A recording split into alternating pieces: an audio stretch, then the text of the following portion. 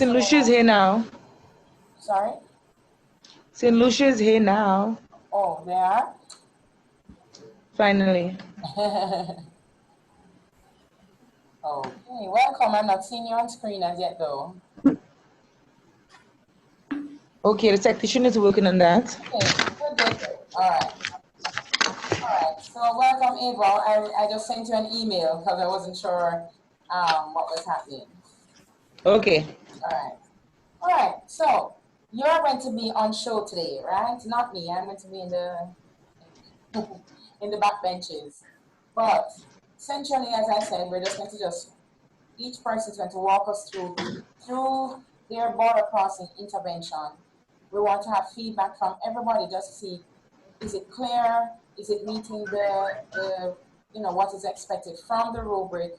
And let's see how we can help each other. So without further ado, let us just dive right in. If I have your lesson plan up, I will bring it up, so that everyone can see, and follow along.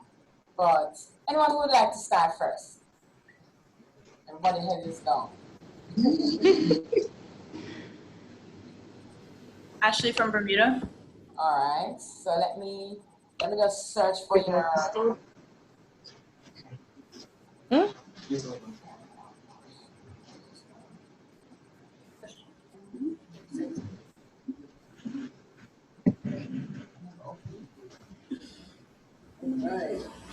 I'll do what I gotta do.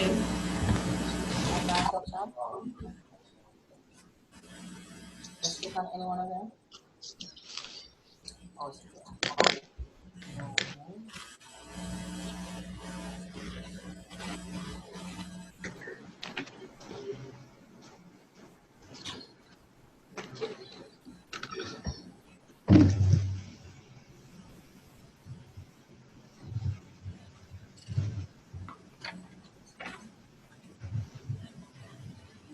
all right, so I'm going to share it now.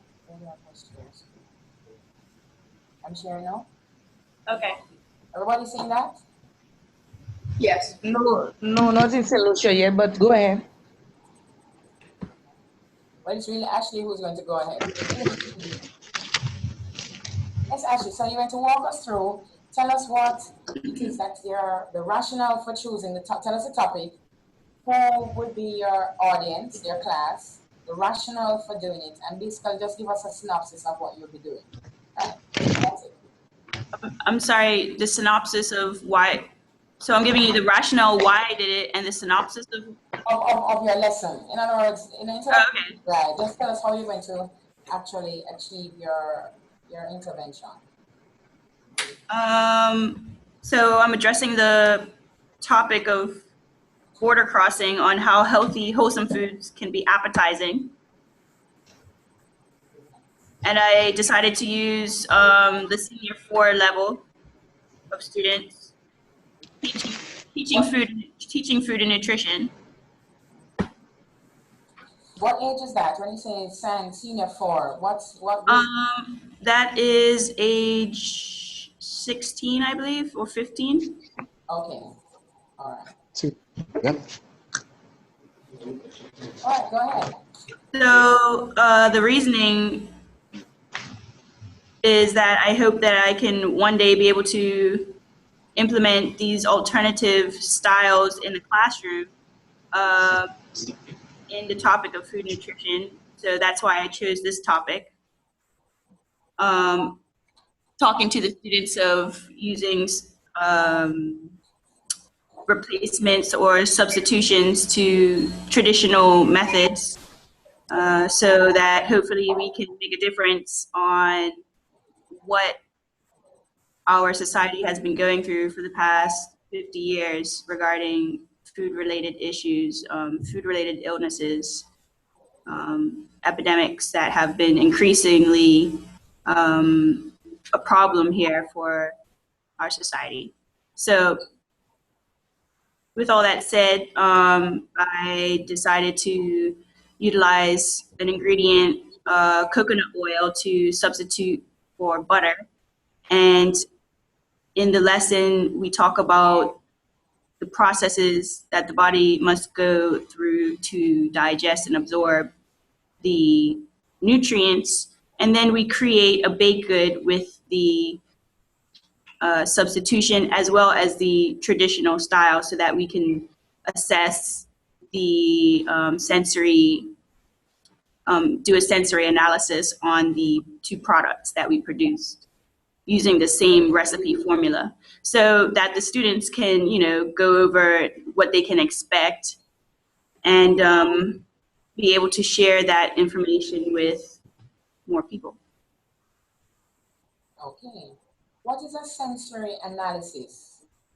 Sensory analysis is basically looking at tasting, feeling the differences between two products. So you have the traditional recipe with the butter versus the recipe that we substituted the butter for coconut oil. So we would do a sensory analysis between the two products so that we can come up with adjectives and look at how, or basically just come up with a list of things that we noticed that were different and how we might change it to make it better or more traditional. We use our senses like our smell, our touch, taste to look over what we created. Right. To make it better or to understand what's going on with what we changed in the formula, the recipe. Okay. All right. And then I see assessment here. Walk us through how you are able to now evaluate what was happening with the learners based on the intervention that you made. I'm sorry, can you say that again? Sorry. Walk us through how then you assess the students to kind of, what did you look for as a measurement to determine, you had to have an objective, a learning objective, something at the beginning that you wanted the students to be able to do. Oh, right. I think I designed a questionnaire. What did I say? I had them do some reading and they had to write down, what does it say there? The group will sample each recipe's 2 batches to assess the effective, hold on, I can't see it up there. One second. Let me just pull it up real quickly. Sorry. All right, no problem. It says the group will sample each recipe's 2 batches to assess the effect of the substance. Oh, that's that's not finished sentence, but basically, I already explained that we're going to be doing sensory analysis. The students will describe what they think of the goods produced and how they believe this will affect the consumers. Right. I will ask them to communicate how they will explain to the people the benefits of using this fat substitution compared to the traditional butter. They will complete a series of written questions at the end of the discussion for evaluation. They will also describe or journal how they plan to utilize this understanding in their life. So it's like helping them to look forward to implementing this into oh, well, maybe I can share it with my grandfather or, my brownie guide, my Girl Scout cookies or whatever, you know what I mean? Right. My extracurricular activities outside of school. Okay. Yeah. All right. Well, thank you very much for diving in, first off. So can we get some feedback? Any questions from your peers and any comments, input?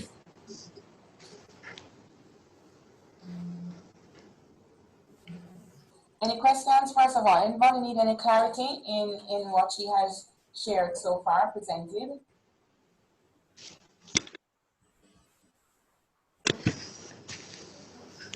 No, not yet. Okay. Thank you. So no questions, so you're in the clear, right? You said your instructional objective, each student will pick from a list of recipes to utilize to create 2 products while substituting 1 batch with coconut oil. But was that that would be, how do I put this? That's what you want them to, they're doing that, but as they're doing that, your main objective really is really to change how they think about use of butter. Basically, I was addressing how most people would say you can't make a good cake or something. right, a cake with Butter. healthier fat alternatives. Right. Like, there's no way that you can make a pound cake without butter in it. Right. That's what they would be thinking. Like, no way you can make a Christmas cake, a pound cake or something without having butter in it. So this will show them that they can make alternatives. Right, I got you. So to me, you think about it. If that is really what you'd like for them to do in terms of your objective, you're thinking about what it is that I would like my students to be able to do at the end of this lesson. What you have there as your instructional objective seems to be the means that would be used to try and achieve what you just described. Because when it says each student will pick from a list of recipes to utilize or to create 2 products, substituting one with coconut oil, that's what they will do. But in doing that, you really have a bigger objective. Do you see the point I'm making?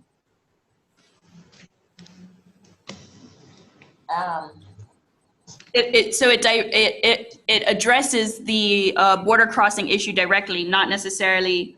I understand. I think I understand what you're saying. You want me to address the issue directly in the instructional objective rather than, yeah, I understand. Right. So to me, your objective is to either change the way students think about whatever about the use of butter, or to get students to appreciate the use of coconut oil versus butter.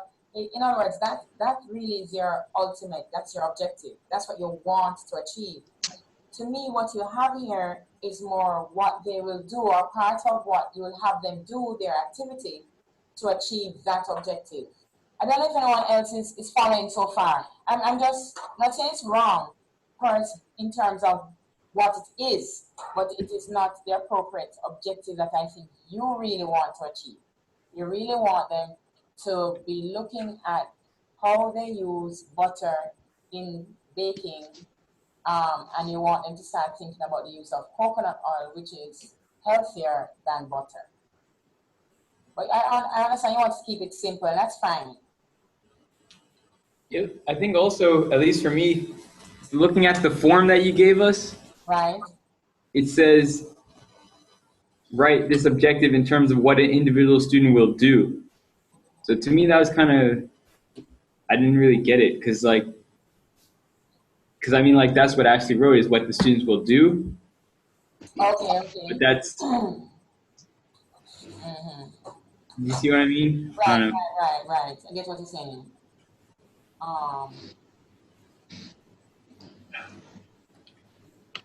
Right, I get what you're saying. Because if you look at the rubric, it says instructional objectives are clearly stated and are in, let me just give you a chance to look at the rubric. Do you have your rubric with you? Does everyone have their rubric? Yes. Yes. All right. Follow with me. Where it says instructional planning, appropriate instructional objectives.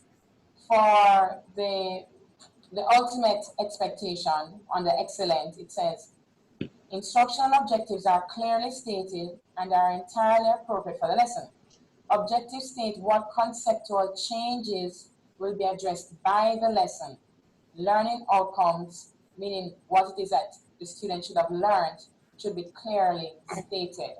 So I get the point that you're saying, Jason, that doesn't seem to match with the template that I sent.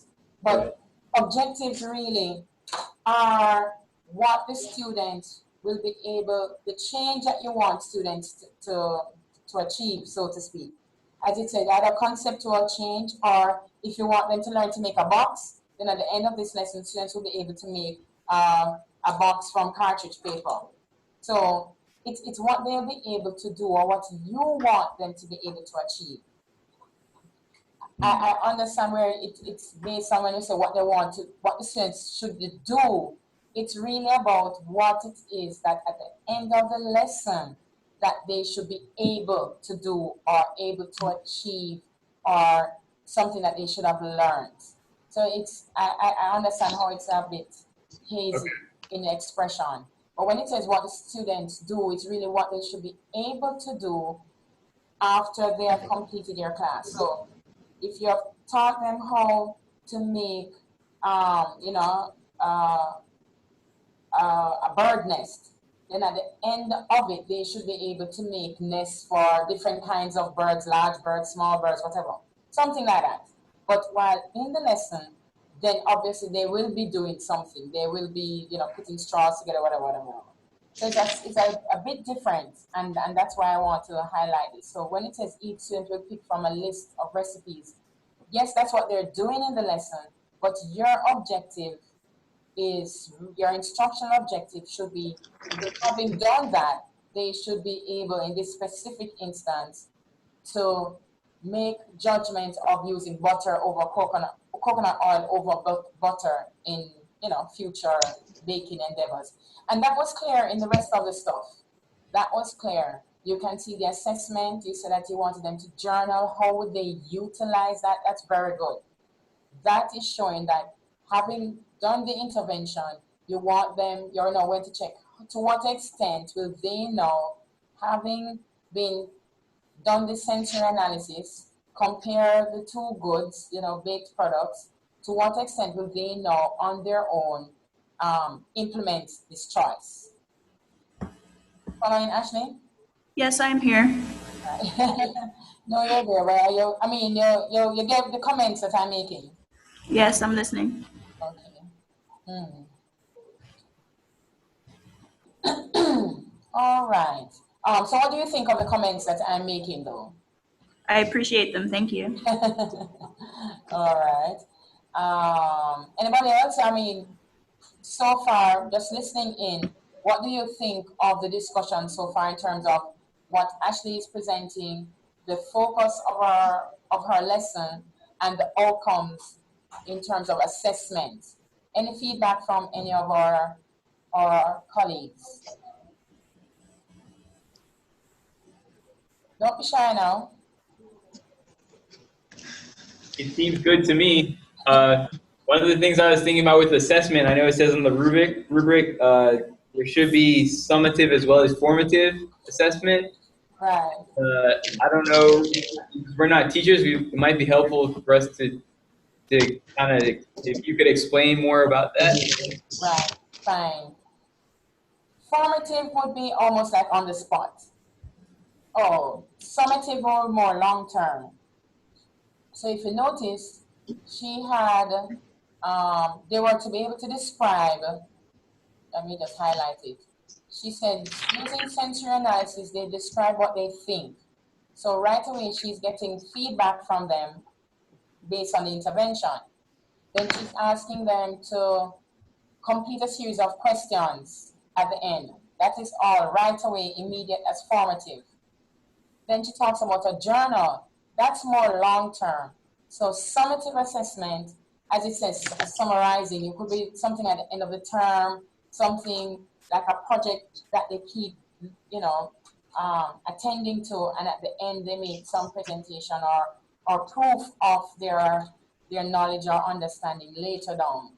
So that's basically it. So she's got it dead on. Ashley has got it. She has those components where she has something that's more immediate, so she gets an idea of what went on in the class.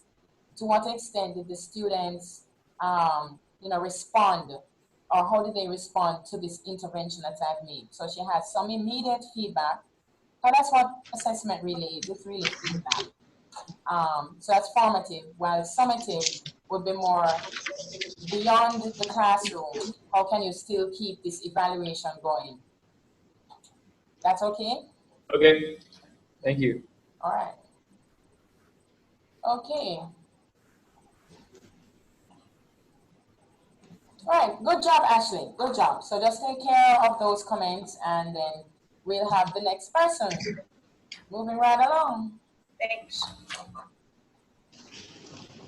So let me this.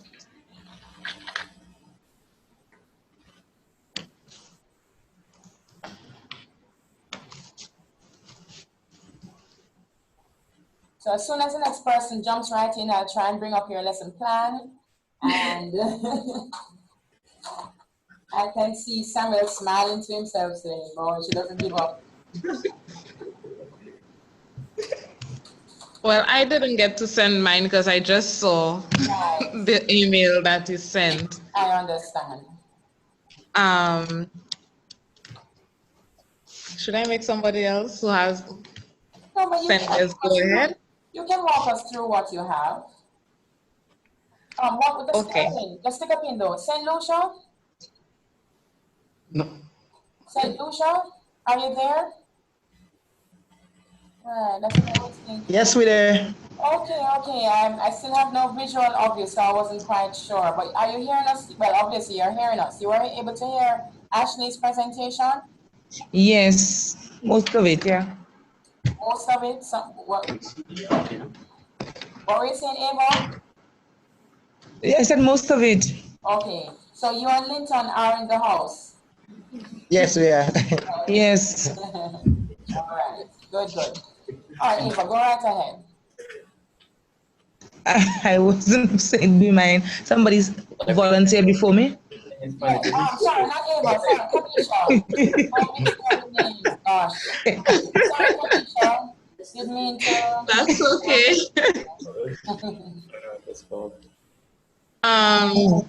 Well, the subject that I wrote my lesson plan on is biology, and the topic that I focused on was production, subtopic genetics. Sorry, one moment. Make sure if you're talking among yourself, mute your mics. So I'll have to take that. Remember to mute your individual mics because it's, we all hear what's going on. So Kamisha, yes, we got that your topic is it's from the area, your discipline is biology. But what was the specific topic? Reproduction, and the subtopic is genetics. Okay. For the content, I wrote, I want my students to understand that a fetus or an offspring can have a different blood type from its mother and father. Because some students have the misconception that an offspring must be the same blood type of its mother or of its father. But when you do genetics, you realize that an offspring could have a totally different blood type from its parents. Okay. Prerequisites. Students should know how to perform a test cross or a genetic cross. They should know the difference between a dominant and recessive allele. They should also know what codominance or incomplete dominance is and what the blood groups are in human beings. Right. For instructional objective, students should be able to, 1, list the alleles which code for blood groups and the blood groups they represent. 2, identify the dominant and recessive alleles. And 3, use a genetic cross to show how an offspring obtains its blood type. Okay. That's okay so far? Yeah, well, just make your presentation. Okay, introduction. For my introduction, I named it Who's the Daddy? All right. And what I plan to do is to give 4 students in the class cards with a particular blood type on it. And then I'll indicate that type O was the offspring and the mother was blood type or is blood type A. And at the back of the cards, I will put the alleles or the genotype of the parents at the back of the cards. And then I would ask the class to guess who is the daddy for that child, if it's blood type A or blood type AB. Okay? And hopefully that should lead into a little discussion where they'll be trying to figure out who the daddy is. Right. And with this in mind, I would go into the lesson and explain what is an allele, which alleles are responsible for blood type, the location on the gene that they're carried on, and so forth. And then we would do a practice genetic cross in the class to try to figure out who the daddy of that child is. And after we finish that one, then I would then give them another question to practice on their own. That was my procedure, my instructional procedure. And hopefully by the end of that, then they would be able to understand that an offspring can have a different blood type from its parents, depending on the alleles or the genotype of the parents. Okay. All right. Okay? Yes. For evaluation, I had another practice question to give them, and I also had another question where I would ask them to list the blood types and their possible genotype, which codes for them. Which one? Which codes for the genotype. Oh, okay. Right. Because in blood grouping, we have codominants, and you also have recessive alleles.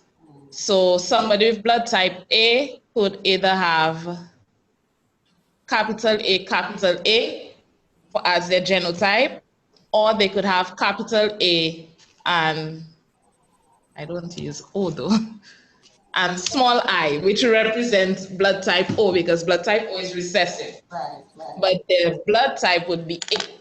Right. However, if that person has produces an offspring with somebody who is also blood type A, but they are heterozygous. You did biology, right? Yes. Okay, so you know what I'm talking about. But they're heterozygous for blood type A, then there's a chance that their offspring will be blood type O. Right. So why I brought that up is because I actually taught that lesson. And when we started the class and I told them, it is possible for a child to have a different blood type from their parents. And like, what? No, miss. The woman on the man, that's impossible. And those type of things. Right. So I wrote my lesson based on the lesson plan based on that. Okay. Thank you. Oh, sorry. Okay. For the follow-up activities, I had a homework assignment to give them to do, and then they would have gotten tested on it. Okay. All right. Thank you. All right. Let me allow your colleagues to have first shot at you, so to speak. Anyone would like to, if there's anything that you would like her to clarify, ask Kamisha to clarify something that you have a question about, and then something to say that was, how parts of the lesson that you think was good, parts that needed some kind of strengthening. Anybody at all? Don't all shout at once.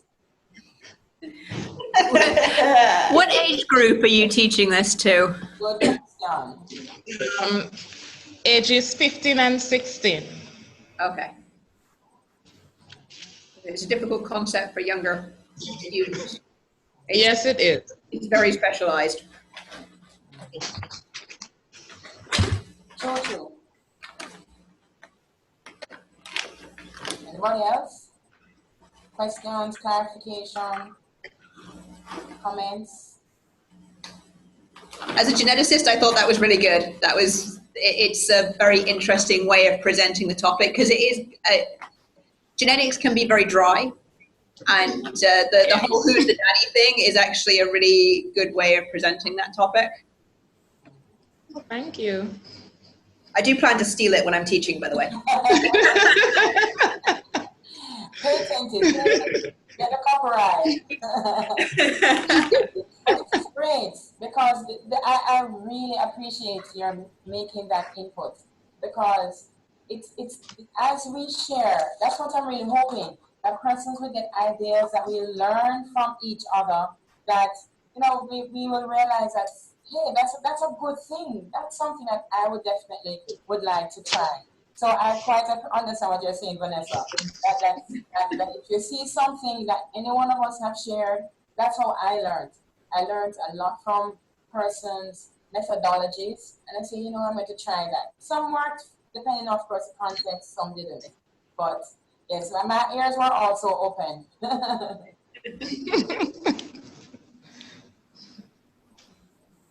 Thank you very much, Vanessa, for that contribution. Anybody else? Can you hear us? Yes. Yes, Sure. we can. Yes. Okay. I was thinking, what would you do if a few students in your class have not understood that concept? What changes would you do? How would you change your lesson to get those who didn't get it? Okay.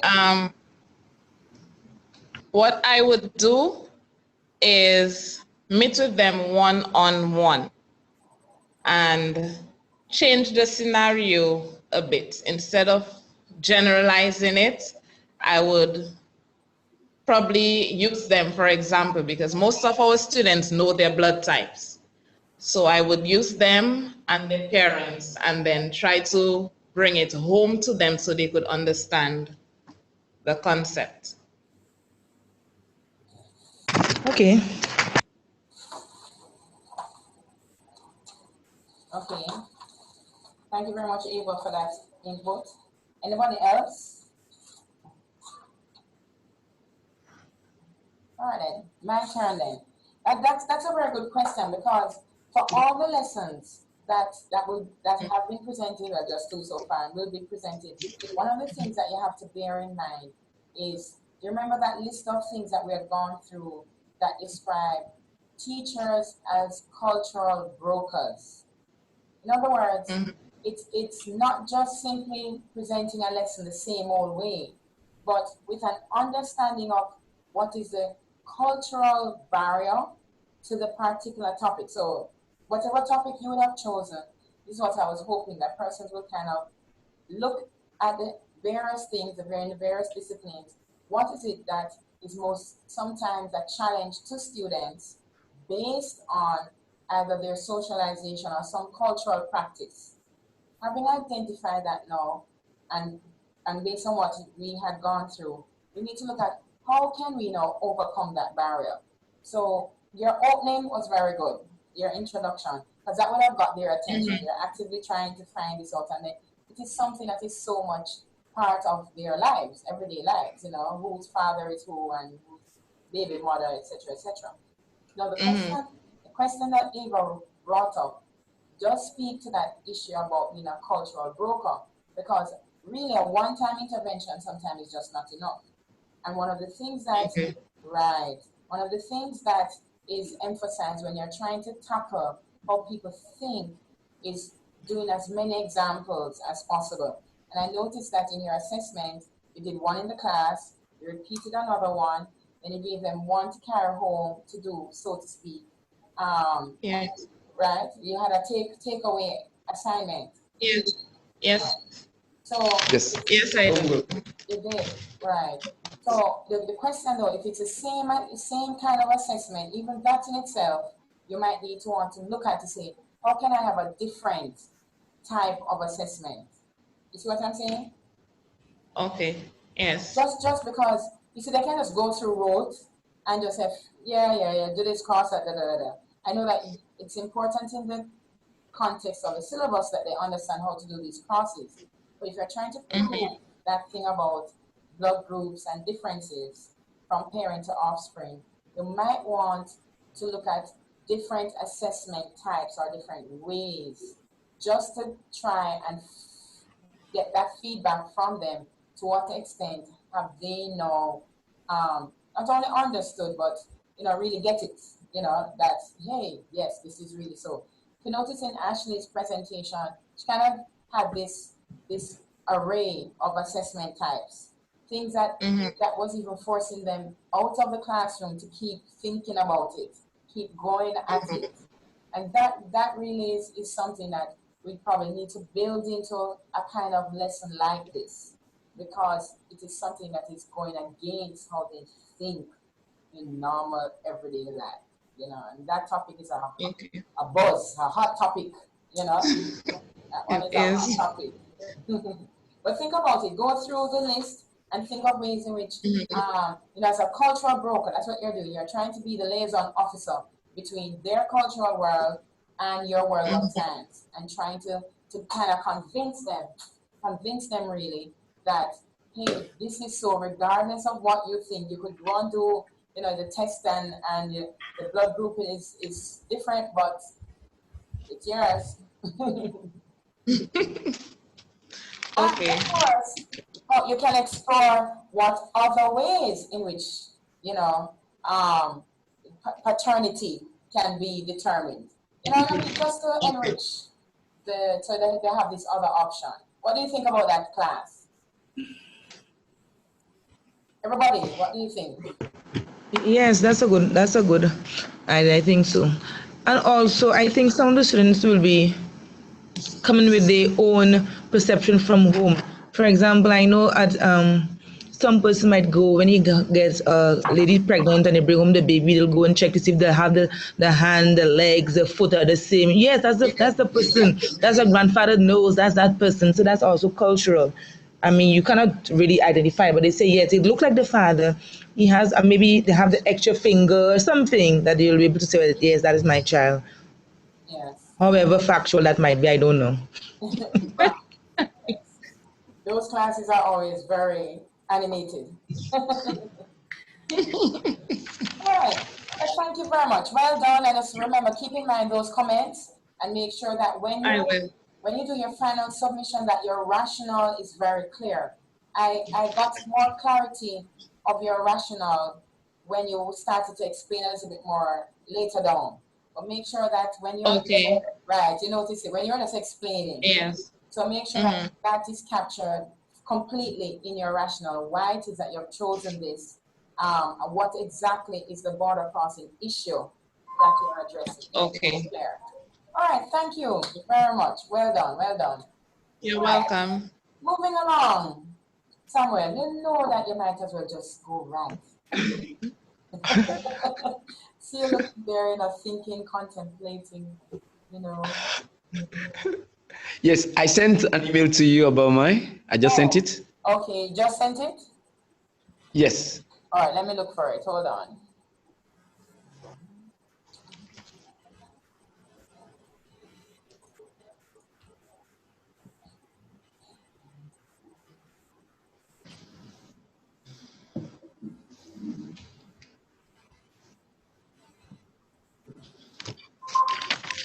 All right, this is it, physics. Yes. All right, so let me bring it up a little. Can everyone see? Well, St. Lucia might still be without light. Yes, I think so, yeah. You can see St. Lucia? Yes. Okay, you can see the screen. You know, I'm not seeing you. We're not on the big screen and using a computer. I think I have some technical problems. So. All right, fine. All right, Samuel, so you walk us through. The topic is mass and weight. And the subtopic is to compare mass to weight. And the form is Form 4, age between 14 and 15. The rationale is the misconception between mass and weight among students.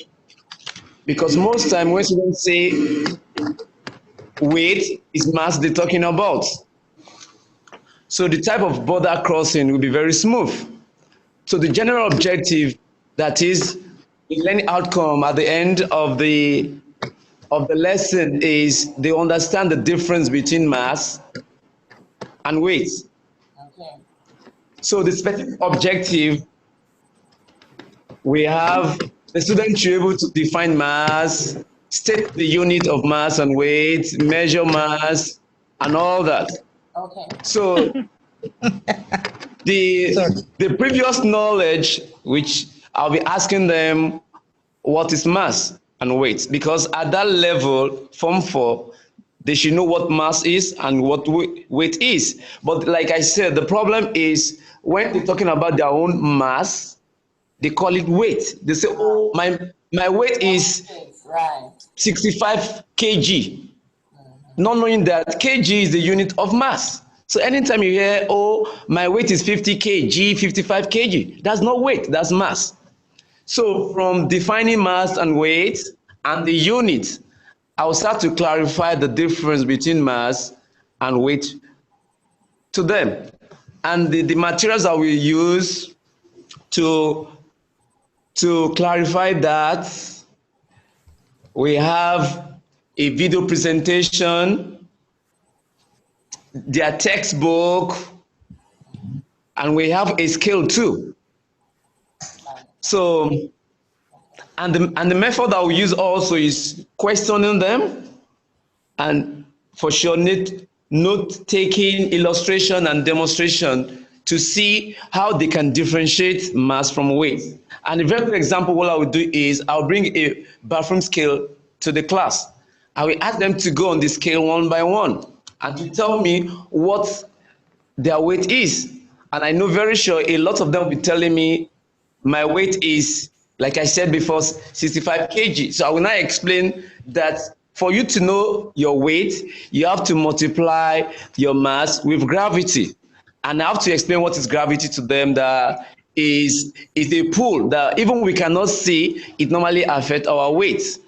And I have some content there and some of the conversion they need to know from the old method of measuring mass to the metric, the prefixes they also need to know that can help them in knowing the difference between mass and weight. Conclusion, I will summarize the main points. That is, anytime you hear kg, that's kilogram, is talking about mass, and Newton is talking about weight.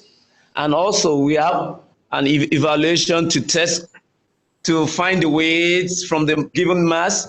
And also they have to know that to find weight, the mass have to be in kilogram.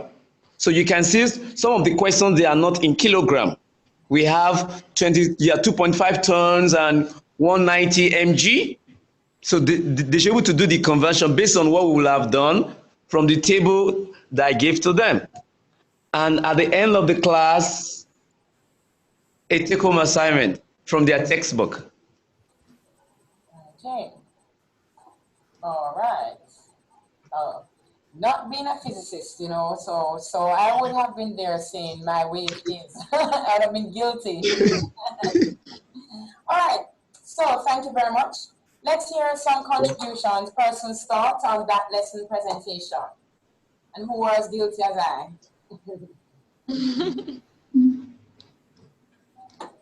Any comments? Anything you would like clarified? Yes.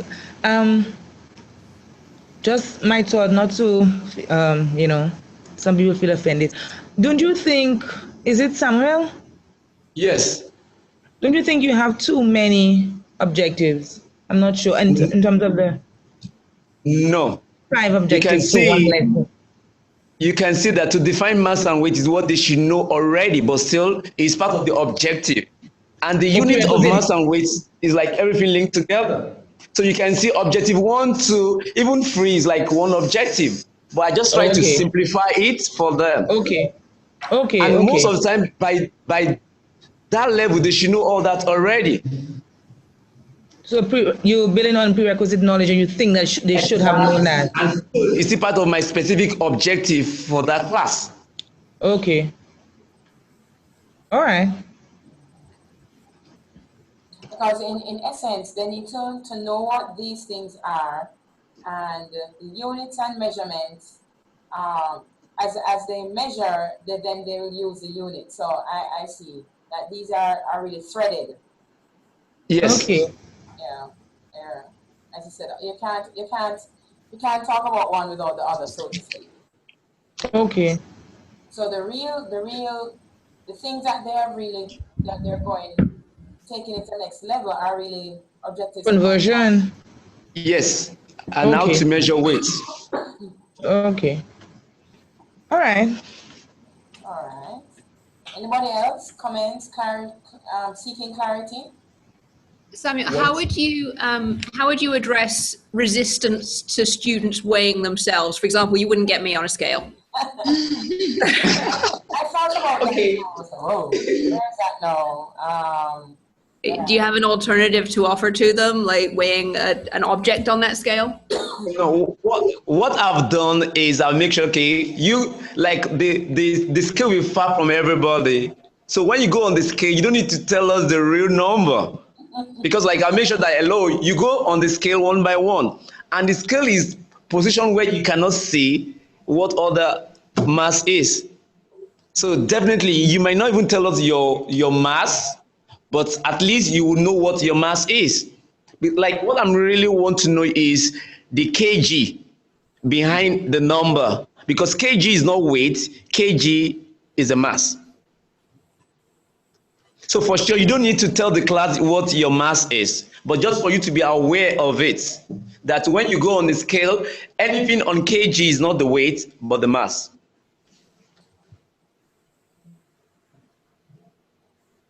Okay, I have a question leading on to that, since you brought up the scale. Yes. The bathroom scale, you would have chosen one that the reading comes in kg. Exactly. Like most, but most of the scale, they are in kg. Right, but what if it's pounds? I mean, how do they know? You brought in one that I'm sure you'd have chosen one with a kg. But yes, I know that most of them can really change. You know, you can flick a switch and you move from pounds to kg, or it even flashes for you. But what yes, very good. Right. Yes. But what if they were using their own, you know, they know that at home, when they go on their scale, it's in pounds. Yes. If you can say is in part of the conversion there. Even the pounds is still mass, not weight.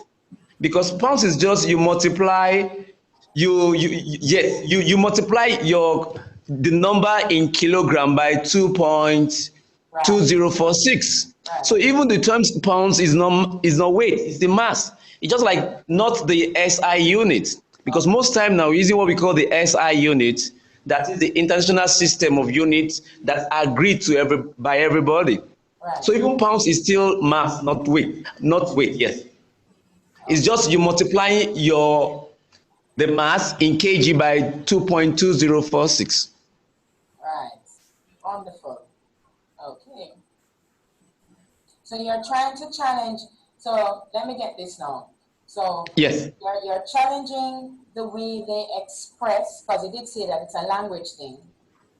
Yes. You're challenging how in everyday language they will say I weigh or this object weighs, but you're really want to appreciate that in physics, in the senior science world, we are really referring to the mass of the object or thing. Exactly. Right. And that weight is really only determined once you can determine the effect of gravity on that mass. Yes. Hey, I could be a part of your physics class, man. All right. Now the question is, do you think your intervention is enough to convince them to change their language?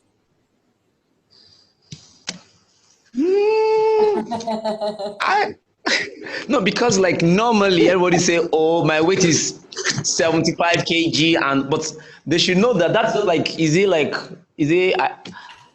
like every body language, but when it comes to science, that's wrong.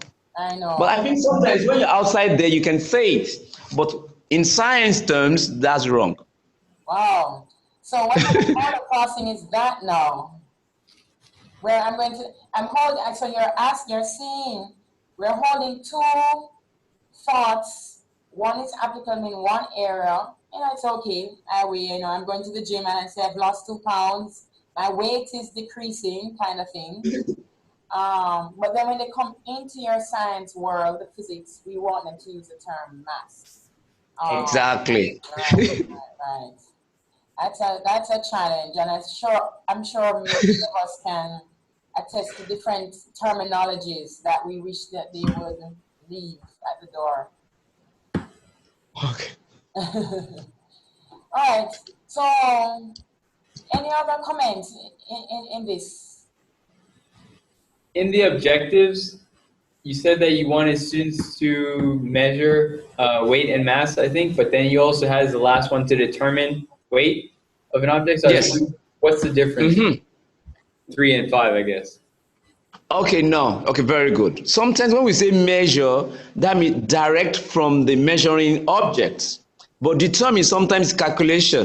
That is, you have to multiply the mass with gravity. Okay. Measure have to do with the measuring instrument by itself. Right. Okay. But determine most time can be calculation. Okay, thanks. Yeah. Okay. All right.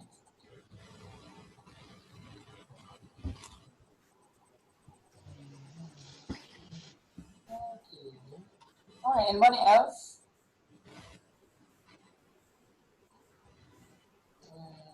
No one else? I'm still wondering though, Samuel, in your Yes. assessment, because remember, you're going, sorry, I'm just moving this thing so fast. You want to deal with their everyday language. I'm Yes. wondering where in your assessment are you even able to see if after you have done this, which is good stuff, you know, the way they do the calculations, they use the units appropriately, but Mm-hmm. to then do some kind of assessment to determine if they will use the terms mass or weight for different things. Because here you have calculate the weight in newtons. So yes, they have Mm-hmm. kilograms, tons, milligram, and they have to convert everything to kilograms, then do their, you know, find out what it is in newtons. But I'm just wondering, how can you now evaluate the students' use of the terminology? Because that's really your objective, if you know what I mean. These things are the things that they will be carrying out so that they can demonstrate the difference between mass and weight. But, Okay. but I think you So- should consider something additional in your assessment or evaluation to see how are they using the terms. I don't know what questions, whether they select, you know, which term would you use for this, which term, you know, something just to see if they get that distinction in use in the physics arena. Okay. That's what I'm saying, you know. Okay. What does anybody else think of that suggestion? Yeah. I think that makes sense.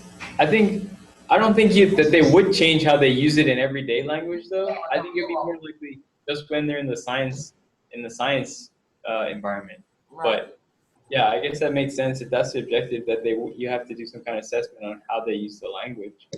Right. Just because of the starting point, Samuel, you get what I'm saying? Because it's their Yes. everyday language that, yes, you have proven to them that there's a difference between mass and weight. But then, Mhm. how can you know, just find out where would they use mass, when would they use weight? You know, just to see if so that they become even more comfortable in moving from, you know, one form to the other. So that they won't come into your lab and use weights when they should be using mass, that kind of thing. Okay. You can consider that to add to your lesson plan. But good Okay. job. I now know that the difference between mass and weight. Thank you very much.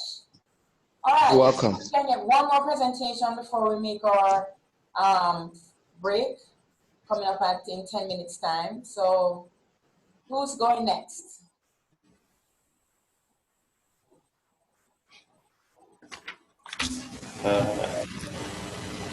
All right, can I go? Yeah. Hello? Yes. Who's right. Who's speaking? Linton from St. Lucia. All right, Linton. Were you able to send me anything prior to now, or are you just going to walk us through? Just sent one. All 1 right. minute ago. Yes, I see. Thank God for technology. Eh? Yeah, that's true.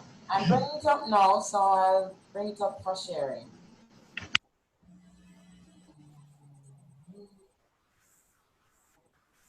All right.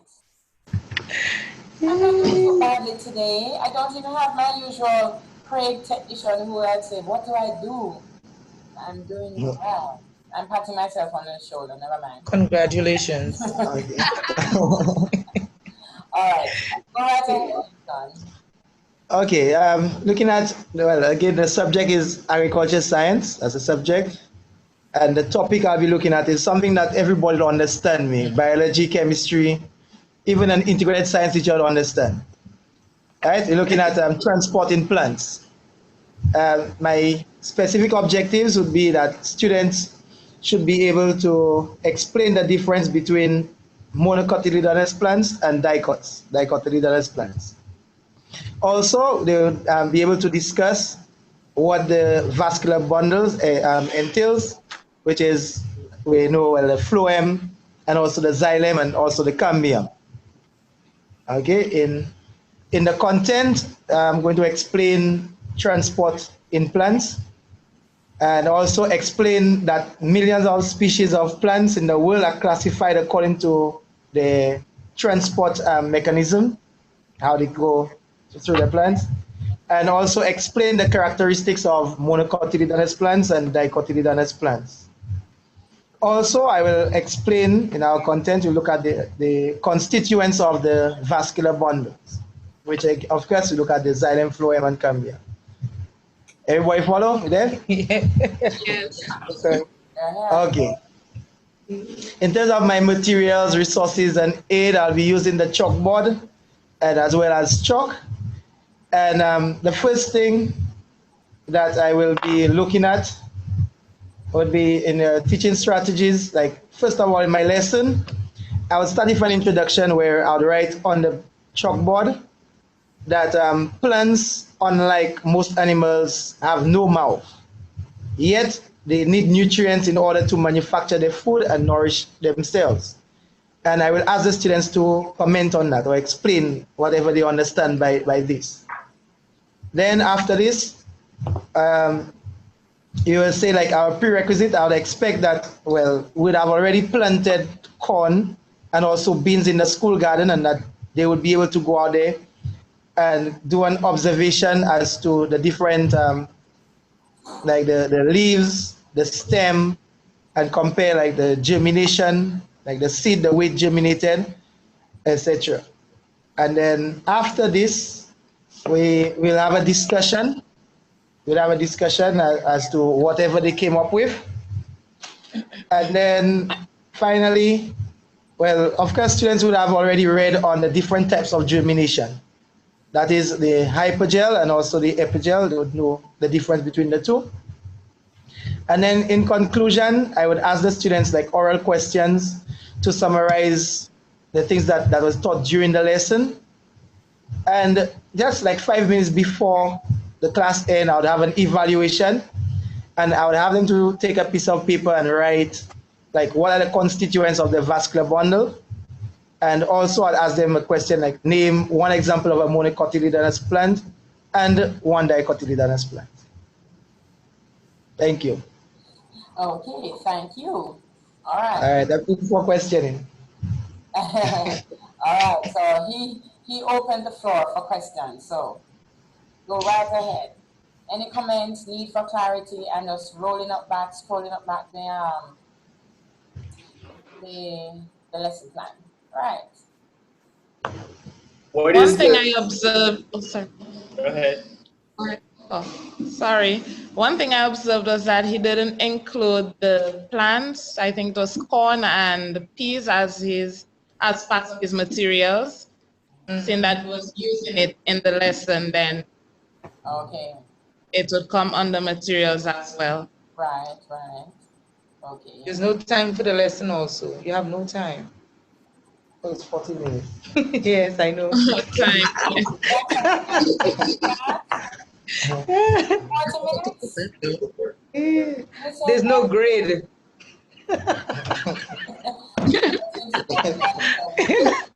No, but I have it written. But Teaching the science teachers, as he said. Because as you would know. So tell us what age group would you be targeting? Form 5s.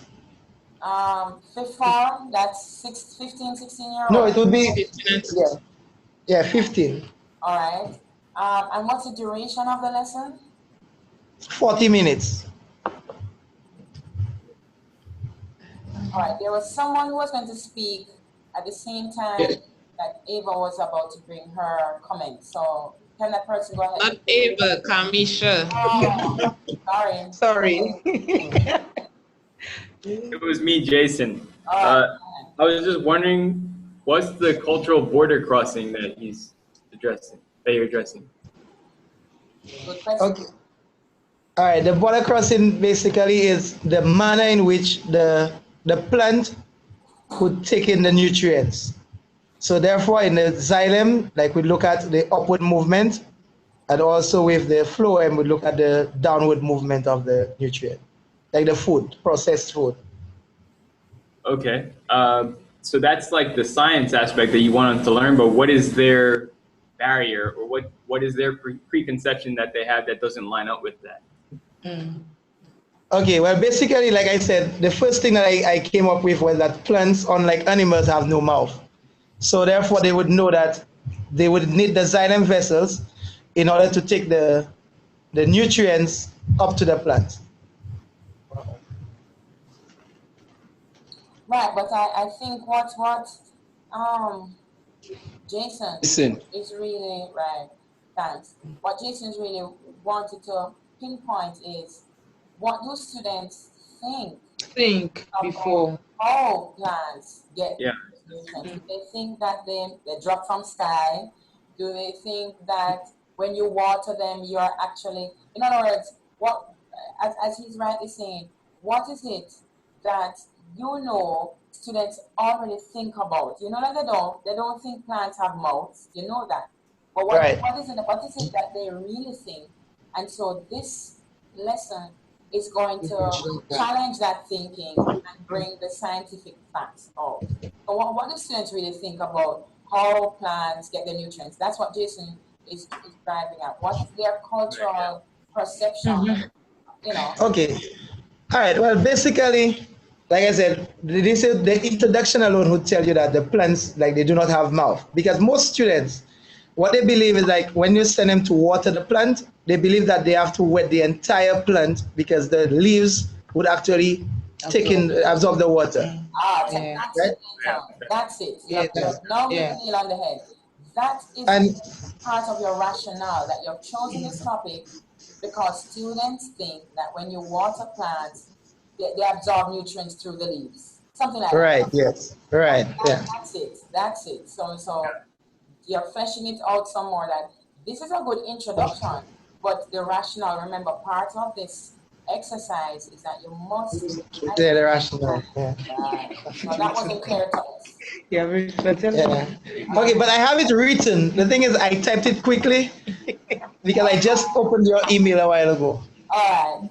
Okay. Yeah. No problem. All right. As long as the reality, I had to ask those questions, though. Okay. All right. Anybody else? Yes. My question is, what differentiates the content from the objective based on what you have there? Like, can any of the content go into the objective, or can any of the objective goes inside the content? So what is the difference based on what you have there? Okay, but with the objectives, that is what I expect that the students would know. They would learn this. Okay. Okay, so if you notice from my objectives, my evaluation questions comes from the objectives. Okay.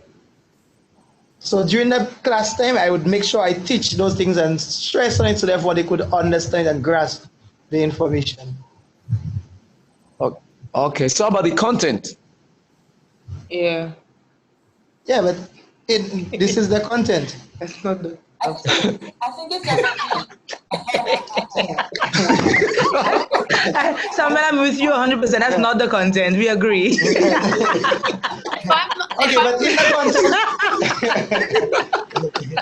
I'm understanding this correctly, the objectives are at the end, the student should be able to do this. The content is you are going to do this so that they can get there. Right. I think it was his choice, and as he said, he was just rushing. I think he really wants to... This part is... Samuel is really contesting. No, but he needs something. He have a skeleton. No, in the content, I only wrote like the terms, just the heading, so they would do that.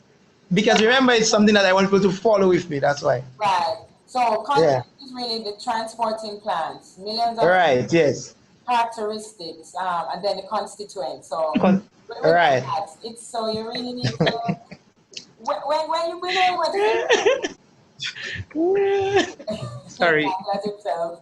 Yeah. So yes, I could see why Samuel, brought that up because the use of these terms explains. Yeah, the terms. Right. Right. I understand. So that's a given. That's a given. Mhm. All right. Yeah. No, but I have a challenge to you now, Linton, and we are going to do it shortly.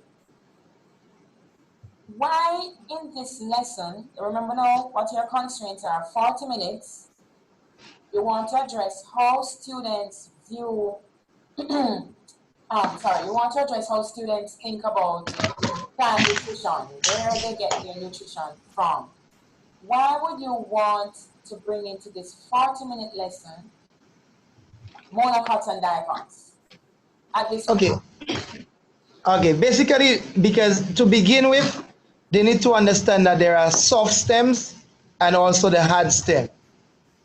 Right? So therefore, the first thing is that you show them that the different stems would take in the nutrients in a different form, because the soft stem would have like softer vessels. And also in terms of like the shape of the leaves, they will understand those things and see that the different, the different species of plants. But, okay, but you see, to teach the difference between monocots and dicots, to me, it really requires another 30-minute class, in a way, because of the ways in which they differ. There's so many ways. I'm just wondering, I hear what you're saying about the tissue, but the truth is, whether it be a monocot or dicot, xylem will always be responsible for water absorption and nutrients. Phloem will always be responsible for translocation of food. So I'm not quite sure if it's a good thing to even begin to, you might be putting in a lot more into your lesson when you really want to target the role or function of vascular bundles in plant nutrition. In other words, to me, I don't think you have to crowd your 40-minute lesson with explaining the characteristics of monocots and dicots. I think it's probably just good enough to probably just use several different plants. Don't even name them monocots, dicots, because you're going to have to revisit this in another topic, because you will not be able to complete the differences between monocots and dicots. They're different in so many ways, but I appreciate the use of different species of plants. You could bring in all kinds, samples, and explain that regardless of the type of plant, without even naming it, that they will all obtain nutrition in a similar fashion, and that is through the use of these vascular bundles, blah, blah, blah. Sorry to say blah, blah, blah, but you get the point. We get it. Okay. Yeah. You see what I'm saying? Yeah, I follow. Right. Because let me just 5:20. Let me just close in the next 60 seconds with this. We have to be careful. I too, as a teacher, I'm fighting this. We have to be careful about how much content we attempt pushing as a lesson. The students really can process so much and no more. I'm all for them going beyond the hour lesson to do more work on their own. But when it comes to scientific concepts, principles, terminologies, it takes time, and you don't want to crowd too much in, because then it's as if they can't see the main focus. So I'm just saying, revisit this in light of the border crossing issue that you want to address, and it's a very important issue. We see students write that all the time about how they think or perceive how the plants absorb water through the leaves. Yeah, we know that, and all kind of bizarre stuff. So it's a very important issue that needs to be addressed. But I think that you should revisit this particular lesson plan, because I think you have a little bit more into it that might be crowding out the main thing that you want to be the main thing. You get what I'm saying? Yes. Yes, I'm following.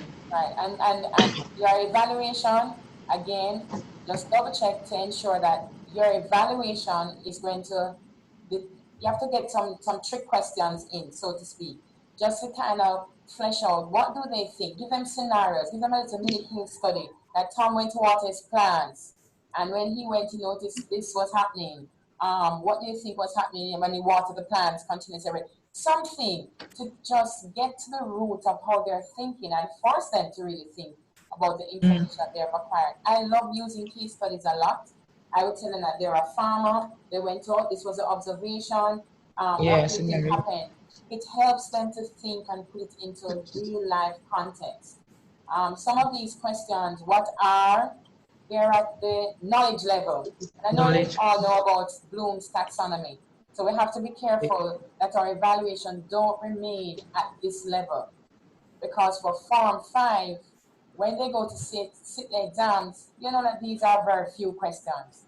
You're going to be given the more challenging questions. So challenge them from the minute you have taught and challenge them at that level. Okay, agree. All right, well, thank you very much. Again, I appreciate that, you guys are really zoning in on key issues.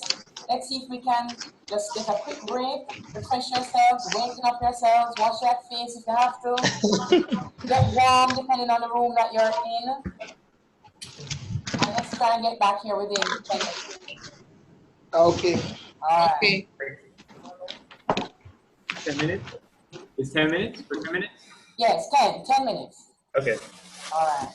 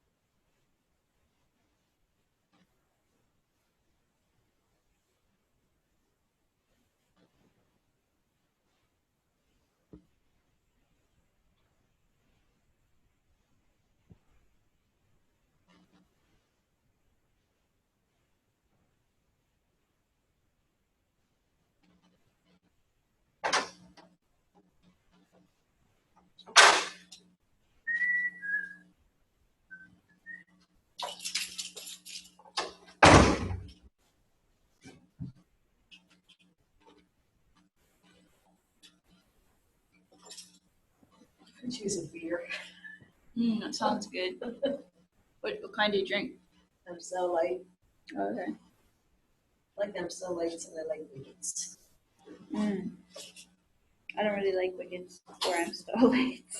What do you like?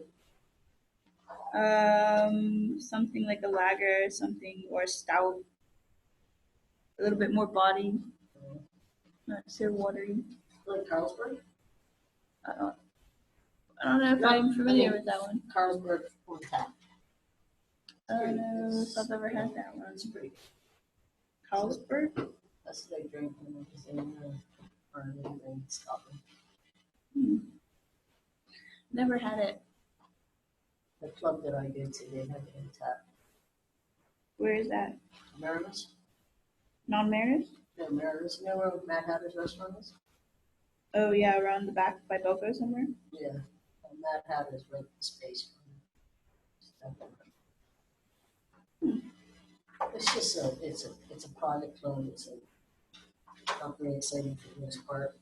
Drinks are cheap and they play cards and cards.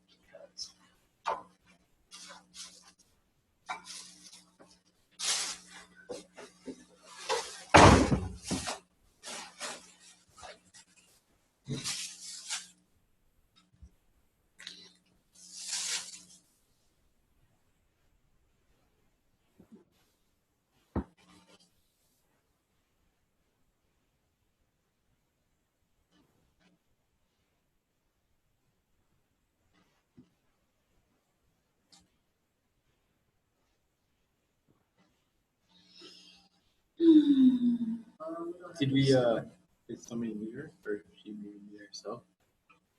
She's muted. Thank you very much, first of all. You realize I was speaking to myself here. Okay. Yeah, I was like, From the top. So much for being techie. Welcome back. And who would like to start off now in this round of lesson plan presentations? I guess I'll go. Reluctantly. It's not. Mine needs a lot of work. All right, well, let's see. Let me look for yours.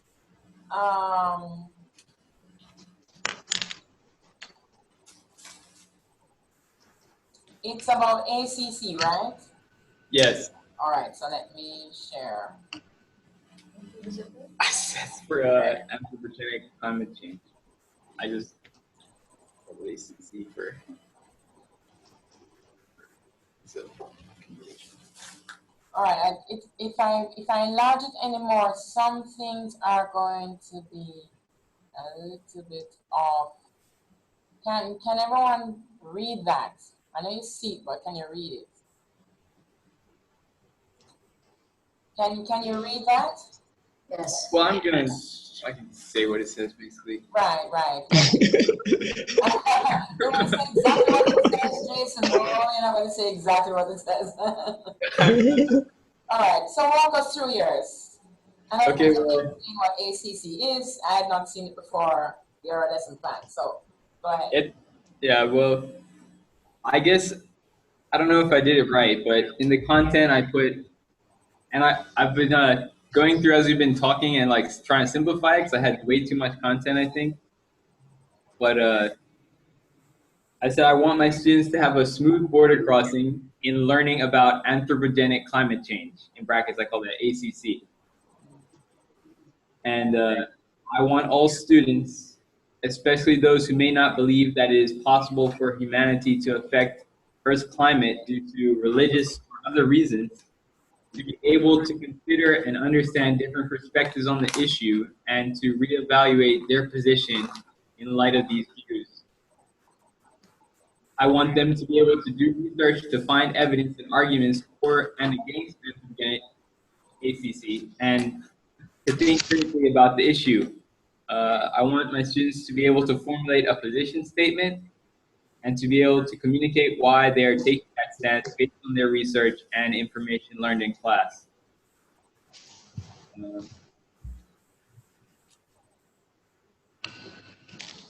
That's a simplified version because what's up there is has a lot of other things in there. Okay. So, Go ahead. Afterwards, okay. we'll give. Okay. So prerequisites: students must be able to understand and explain the difference between climate change, between climate and weather. They must be able to understand and be able to explain the science behind the greenhouse effect and how this is related to climate change. They should understand and be able to explain the carbon cycle. They should be able to use computers and the internet to search for information, and they should understand how to determine if a source is reliable or unreliable.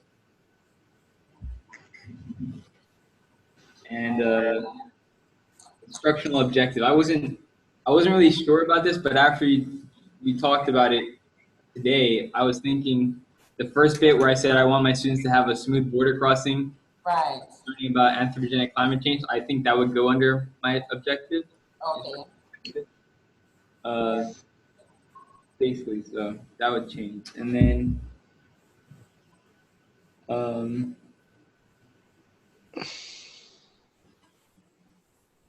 I guess instructional procedures, I need to go through that again and change it because I was thinking like planning different lessons, but all under the same topic. But that's like way too much, so I have to go back and just, I don't know, figure out how I'm gonna reach that objective. I'm not really sure. All right. Well, that's what this class is about, you know, so we can flesh things out a little bit more. All right. Like everything I wrote down here was just an introductory lesson on climate change and anthropogenic climate change. But I feel like that's not. I feel like that's too complicated because then I'd have to do other lessons to fit in the other content that I was wanting. So I'm trying to narrow it down and just make it like a 40-minute lesson, you know. Right. All right. But I guess, okay, so one of the ways I was introducing the topic was to say, like, to play a game of hangman. So I have the letters, like the blanks up on the board that represent climate change, and just have the students guess letters. Just kind of like a fun way to engage them, not too long, you know, I wouldn't let it go too long, like 5 minutes. Just play a game of hangman, try and have them guess the words climate change, and then be like, okay, that's the topic. And then have a discussion about climate change, basically asking them what they already know about it. So I was kind of doing like a review of things that they should already know. Sorry, repeat that. You are doing a review to find out what they know. Yeah, so but I don't, like, that's why I was saying it's too much content, too time consuming. So I wanted to just assume that they know it and not really just review it too much. But I guess that's really as far as I got, because I'm gonna have to go back and change. All right. Well, let's look at the activities then. In other words, yeah, you're identifying some things that you need to change, but let's look at how it is that, what is it that you will do then, you think, to try and let's go. I'm thinking what I would do is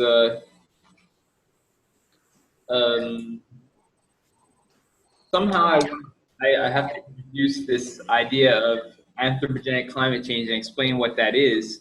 I'm assuming that they wouldn't necessarily know, or they might know what that is. But I had a video that explains the greenhouse effect basically and how it relates to climate change, and it kind of assumes in the video that, or they take the position that it is caused by humanity, the climate change. And so I guess I could show that video still, and it would be a little bit of a review because it's a really short video. It might be a little bit of a review, but then it will also introduce the concept of anthropogenic. I could segue into that concept, you know, explain what that means, and so I was thinking like I could break down the word and show the roots of the word to help them to understand and to remember what it means, like in terms of meaning man, and genesis, meaning beginning, stuff like that. And then explain some of the reasons why there are different positions, or why people take different positions. Like they could be economic reasons, political reasons, and go into a bit more detail about that, I guess.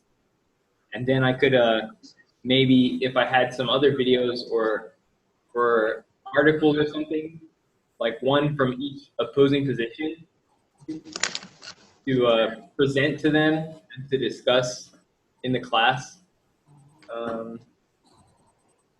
Something like that, what I was thinking. Oh, and I know, and I was also wanting for them to do a project. Did I read that? I can't remember if I read that. But I guess this would be tying into evaluation, in terms of summative evaluation, to once they've reached a position and formulated their position statement, to then create a project that that presents their position, as well as evidence and reasons for why they believe that. That could be like a video or a poster or an essay or something, just give them different options. Right. Mm-hmm.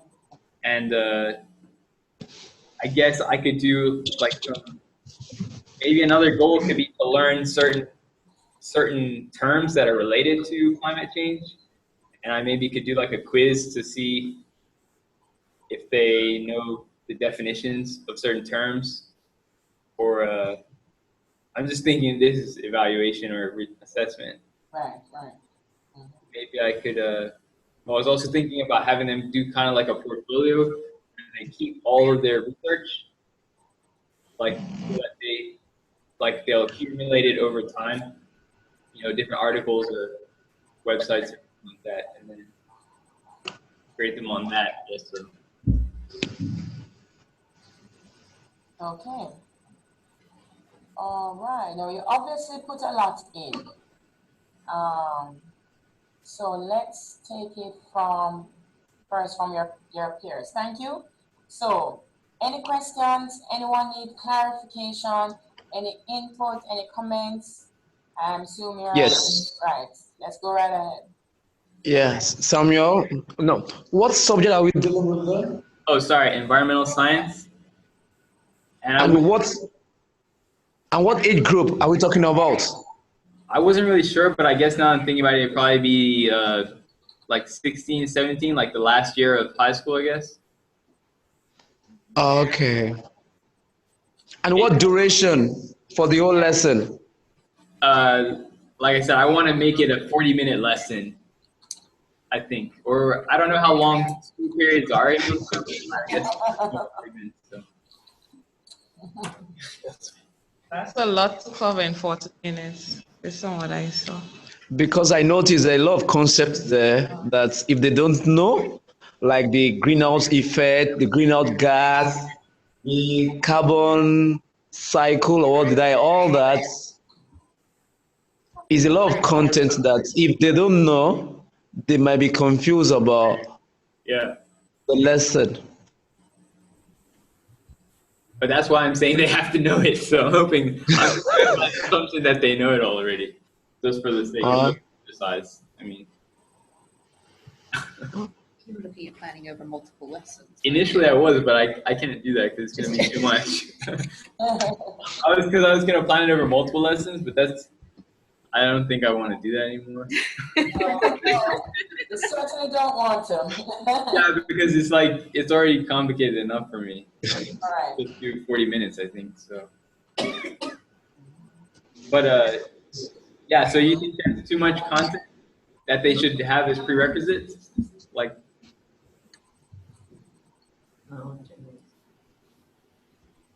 The question is being asked by Jason, Samuel, or anyone else who wants to pick it up. If you think it's too much content for a 40-minute lesson, and remember he says that this section he's using working with the premise that they would know this already.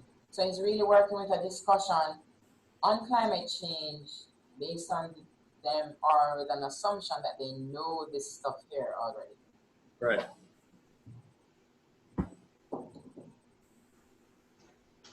So when you say must be able to, you're really talking about this is their prerequisites, because you have it under that heading. Right. Okay. Anybody else? Yes, I also share the same sentiments. Right. That it's a lot. It's a lot. It's a lot of content. I'm not sure about the evaluation. How is he going to test the student?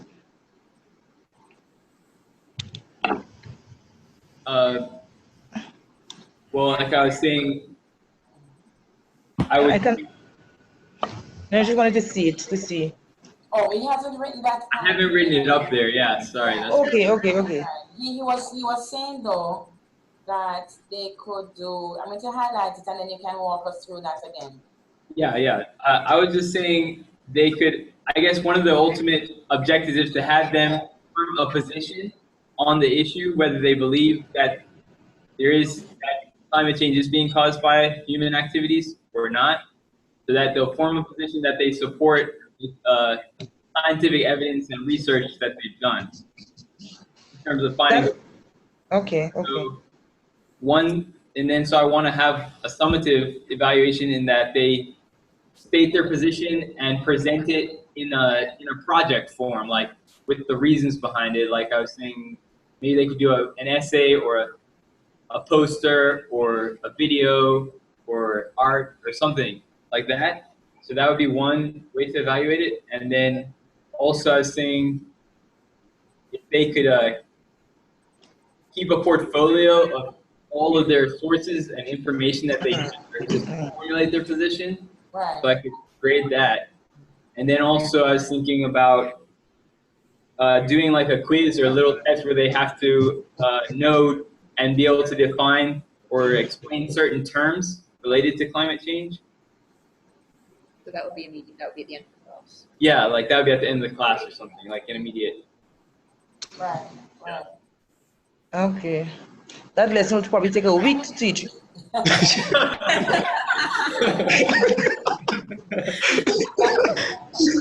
a long class. All right. Well,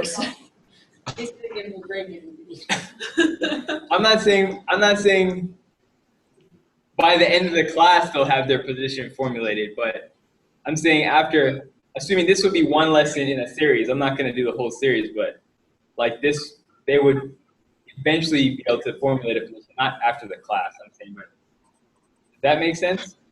But then it's not conclusive at the end of the lesson. You don't have any culminating to end the lesson, to end a concept, because if it's continuous in another lesson, I'm thinking you're supposed to do some kind of conclusion, some kind of wrap up. So I'm looking for the word, to cement whatever you want them to learn. But if you have to continue another series, they won't have, I don't know, just like it's too long. So basically narrow it down to one. Yes, one objective. Yes, I think so. Like say, does climate change exist? Show the evidence. Yes. As opposed to possible causes for it. Yeah, I think narrow it down to that one lesson. But just, does it exist? That's not enough, because that doesn't really take into consideration the cultural border crossing aspect. It does, a lot of people deny that it exists. Really? Oh yeah, all sorts of people producing scientific evidence that it doesn't exist. Yes. Well. And at that level, I'm not sure that they'll be able to discuss that properly and really get the concept right. At 16 or 17, you don't really care about these issues, and then you'll have to reinforce. It might be videos, show former vice president of the US, I forget his name, who used to have a lot of series on these kind of changes. I forget his name. But to actually cement, because some children don't even know, but might be the first time they're hearing about it. So you just assuming that the children are at an academic level where they actually know, they watch the news. A lot of assumptions in this lesson for such a broad topic. Well, okay. Jason, that's not I really have no idea because I've never taught before, but I would hope if they were doing environmental science classes before the last year that they would have covered some of this stuff. But right. I really don't know. So. All right, let me jump in. Thanks for the comments, though. I appreciate it. Right. You're welcome. I know Jason has not taught, so for him to do this is really, to me, tremendous, because I knew that it was going to be a challenge for anyone who has not taught really bring, it's not always easy to focus and narrow something down. But Yeah. as he said, he was already thinking of a series of lessons because he could see that it would be something continuous. However, Yes. in support of what Kamisha said, if you have a lesson, at the end of the lesson, 40 minutes, 35 minutes, 50 minutes, you should be able to evaluate what it is that you did for those 50, 40 minutes. In other words, it must bring, no matter what, even if there is a part 2 or 5 more lessons, at the end of that class, sometimes teachers just say, okay, next class, we're just going to go and do whatever. And we have this broad topic that just can't seem to end. I mean, I've felt it myself as a teacher, where I'm doing a topic and I say, well, and then tomorrow we're going to continue. But really, I should have stopped maybe enough time ahead, not just waiting on the bell, so that I can determine to what extent have the student understood or not understood, are able to respond, put in your own words, this 40 minutes lesson that I just completed. Now, having said that, the challenge for you then, Jason, is you want them to be able to discuss anthropogenic climate change. You need to figure out in this border crossing intervention what exactly you want to address. Now, you have said here that I want my students to have a smooth border crossing, learn about ACC. I want all students, especially those who may not believe that it is possible for humanity to affect Earth's climate due to religious or other reasons, to be able to consider and understand different perspectives on the issue and reevaluate their position in light of these views. That's the key thing. I think I'm either going to narrow that down, like Vanessa said, to just try and focus on actually showing that climate change exists. When getting, even if it's anthropogenic or not, just at least that the climate is changing, because that would be more specific. I think it will help to narrow things down. Right, but I kind of agree with what you said, that if someone is in environmental sciences in the final year, oh, okay, right, that's true. I would want to suppose that it's a given. I think somewhere along the line they would have dealt with this concept of climate change. Right. What you're addressing is how they view how this climate change has come about. There's no doubt. I don't think there's anybody on earth who can, I mean, you'd hear students even who don't do environmental science say, well, you know, the weather changing, you know, we're having rain in the middle of, or it's colder than, so even in their regular everyday life, right. I don't think that's too much of a context. But I think what you should, all this which I've highlighted there, I think you can see it highlighted in gray. I need to get them to change that color. It's so dull, you need something brighter. Anyway, I digress. It would be good if that's your border crossing. So right. what you want to do is to, just as it says here, consider different perspectives on the issue. Right. Because there are some who don't think that it's humanity, that it's not man's fault. This was the Bible says that heaven and earth will pass away. It is a given, it's going to happen. But even that truth in itself doesn't mean that an understanding of why that will eventually happen can't be explored. You get the point? Yes. So I think that when you look at overall your overall lesson, when you say that you will give them evidence, I think that's a key thing. A class like this is one where you're going to probably provide different positions, like I said, articles, newspaper articles, website, something where they have different forms of evidence. Right. That is going to challenge, you know, how they think about climate change and man's role in playing that part. So this part about I want them to do all of this, that's excessive. That's part of your multiple classes. Right. Stick to the first part and explain, you know, elaborate a little bit on the rationale. Remember, in your rubric, you have to talk about the rationale. Right. And I think once you have this clear, Jason, I think then you will know exactly what it is that you want to do. Keep it simple in your 40 minutes in terms of presenting them with different arguments. Maybe you can have a debate you know, have one side for, one side against, whose fault is it, kind of thing. Then you're going to want to do an evaluation or the video post or whatever. You can show the video. In other words, keep it the main thing. That's all. That's what. But I respect the fact that you really made an attempt, and not even making one lesson plan, but many.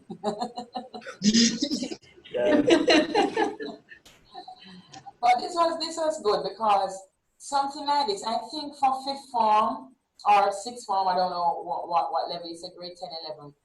Something environmental science, not just simply a biology class. Right, no, yeah. Environmental. But that would be something that they would have looked at. How does the class feel about those suggestions? Those are good suggestions. Anything else that you would want to add, or you think that that's you know, something needs to be addressed, you know, to make it, you know, more worthwhile, maybe from your perspective? I don't know.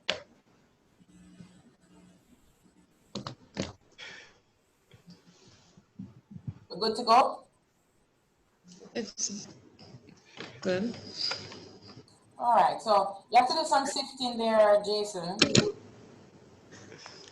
Pardon, some sifting? Yeah, I was saying you have to do some sifting there. Yeah. Okay. All right then. Good. Thank you very much.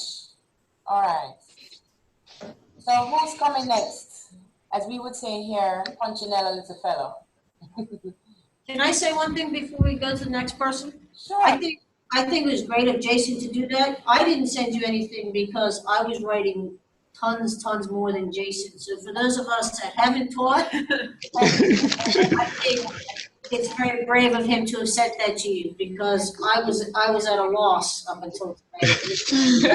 You haven't taught, so I think he was very brave. That's right.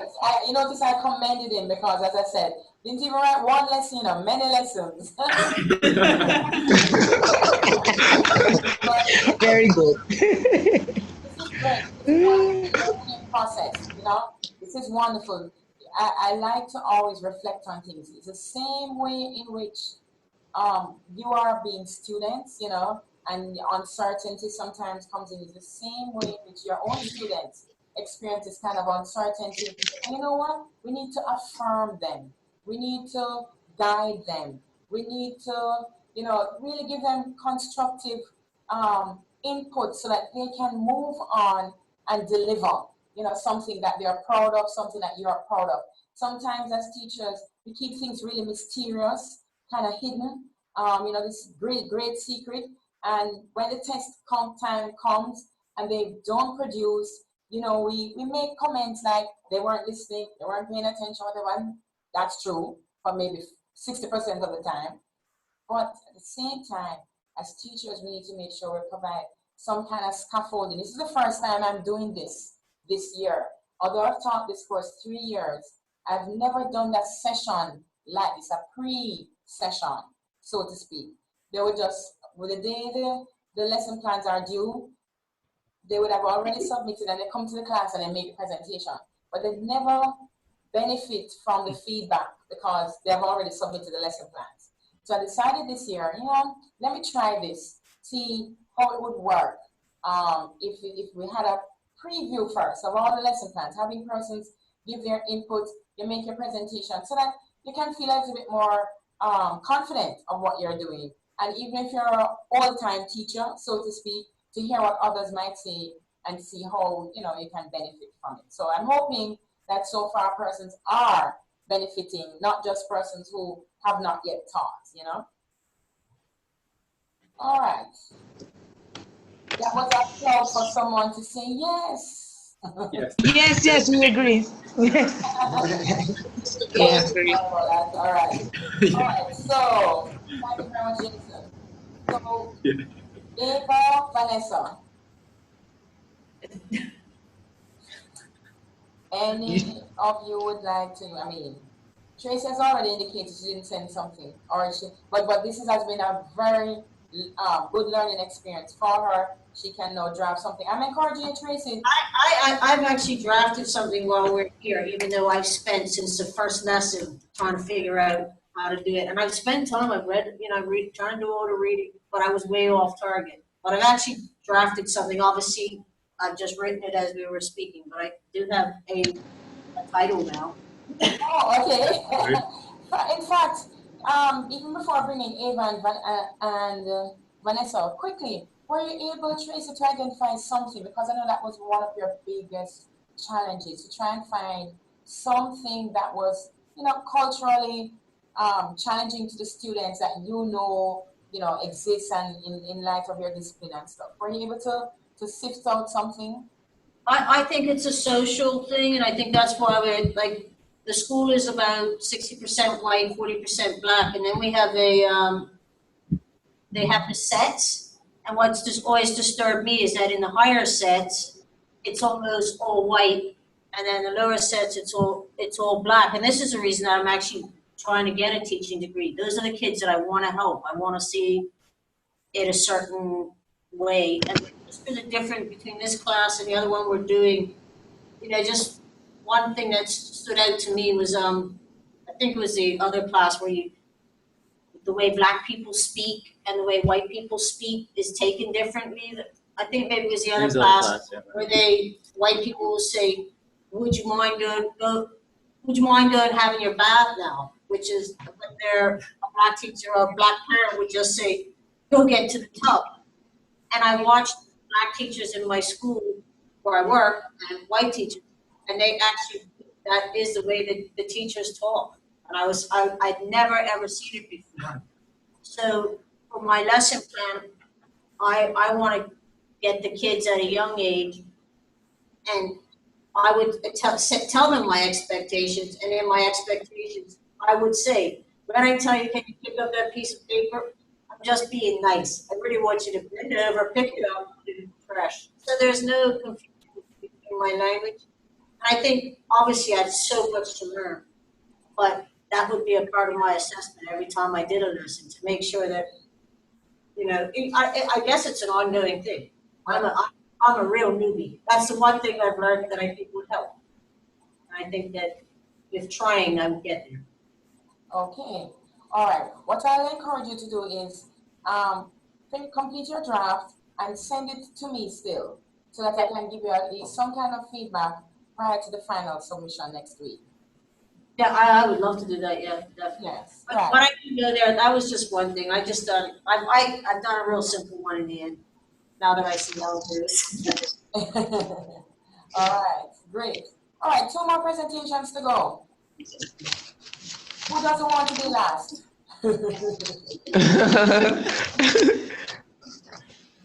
Nobody. That content, but anyway. It says to what you were saying. I will do mine in a while because the battery is running low. I'm looking for the technician. So just now. All right. Okay. Now that leaves you, Vanessa. Yeah. I was hoping Ava was going to take the next hour. You said she was asking. I can't remember if I emailed you. I haven't been getting any of the group emails because I wasn't on the mailing list.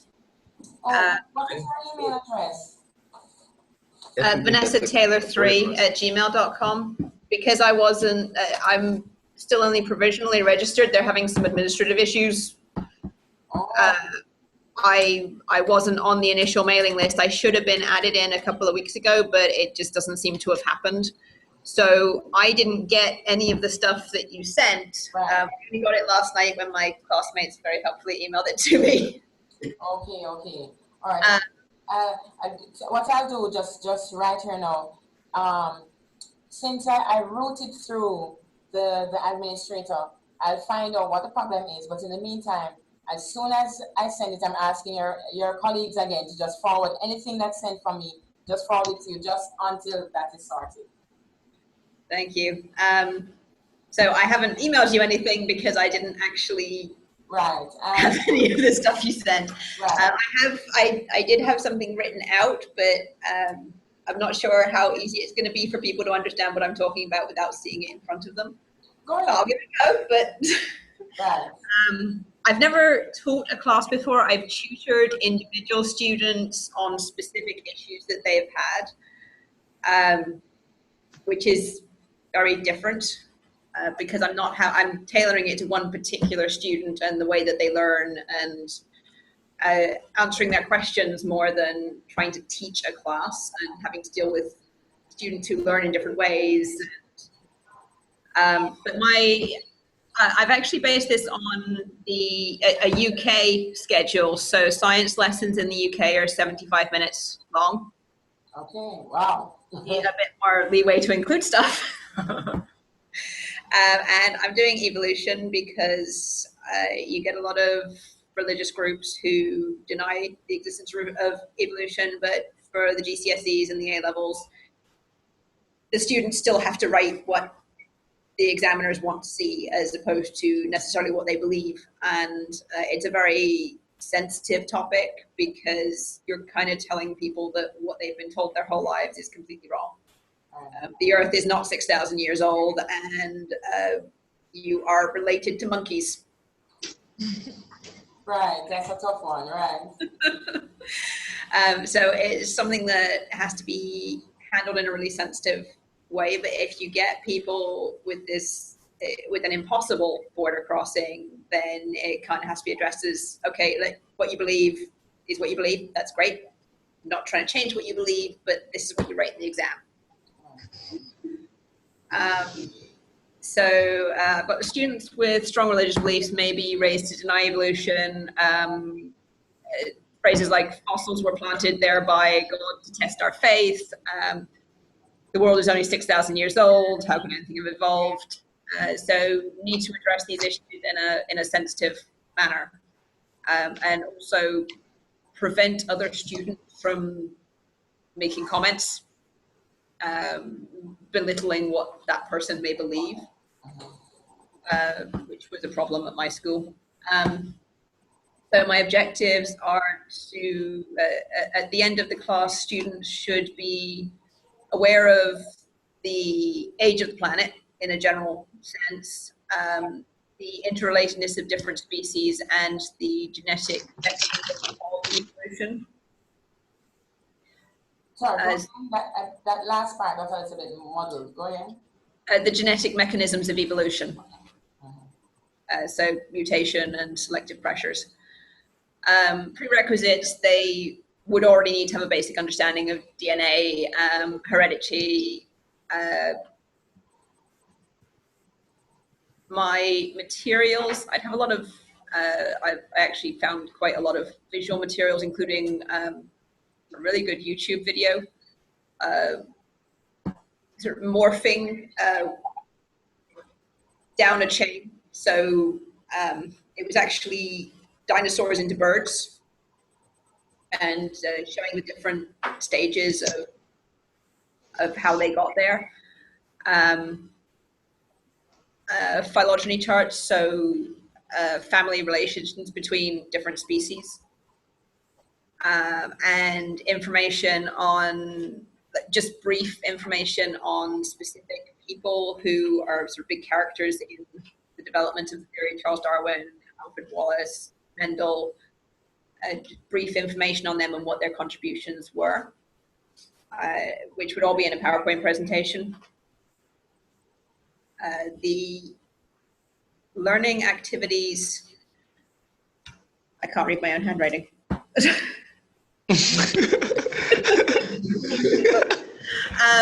A discussion of the various viewpoints that students in the class may hold, so that I get an understanding of where they're coming from and where they're at.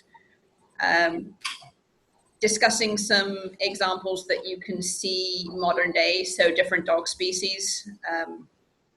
They're all dogs, but they all look so different, and you can breed for a particular trait.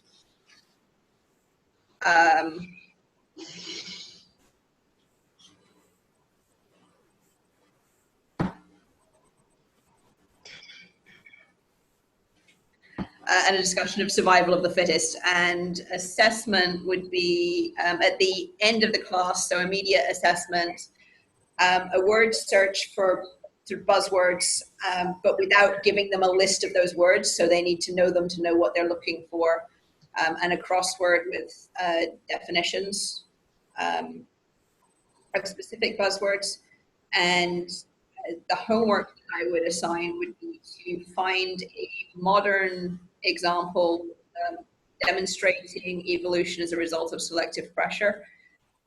For example, moths, as a result of the Industrial Revolution, went from being white to being dark gray because the tree bark that they used to land on used to be white, so they were well hidden. As a result of all the pollution and the soot on the tree bark, it became a much darker color. The white ones stood out and got eaten, so you get a lot more dark moths.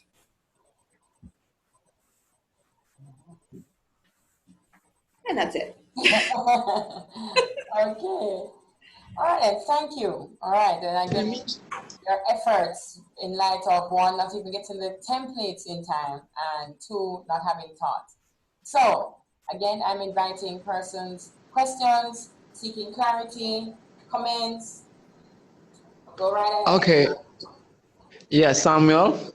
Now, my question is, what subject are we talking about? Biology, but fourth, fifth form biology. And what age? 15, 16. 15, 16. So they've already should have covered DNA and heredity and know Charles Darwin, Mendel, have the basics of that. So that's revision and tying that all into this one topic as opposed to trying to explain from scratch who these people were and what they did. Okay. And you said there's video presentation? Yeah, I found a YouTube video which is about 3 minutes long, but it's basically just morphing dinosaurs into birds. Okay. Okay. Sounds like you're contemplating something in Samuel. Yeah, I like, okay. I'm okay for now. All right. Anybody else? Thanks, Samuel. Welcome. Based on what you said, I got the impression that you'll be tying in natural selection and variation together, right? Yes. Okay. Because I know those topics could be a bit lengthy depending on the aspect, because on the natural selection, you have certain aspects that you look at, and then on the variation, you have other aspects that you look at, like environmental factors and those things. So I was just wondering how you would tie in the two areas together, that they understand the difference and also that they understand that they connect. I was going to look at specific examples and explain how the existence of variation means that external pressures can select for something. So, for example, the moths, because the colors of the tree changed, you have more dark moths not getting eaten, so they survive to reproduce. But they're the same species of moth, it's just a very color. Okay. Okay. Okay. Thanks, Kamisha. Anyone else? You're welcome. Any other questions? Anything to clarify? Suggestions? No one wants to touch this one. It was that bad. No. It was good. It's a good lesson. Not at all. Far from it. A good lesson. I'm just waiting on. Anyone else has any comments? All right. So let me ask you something, Vanessa. What is the rationale again? Just walk us through that again.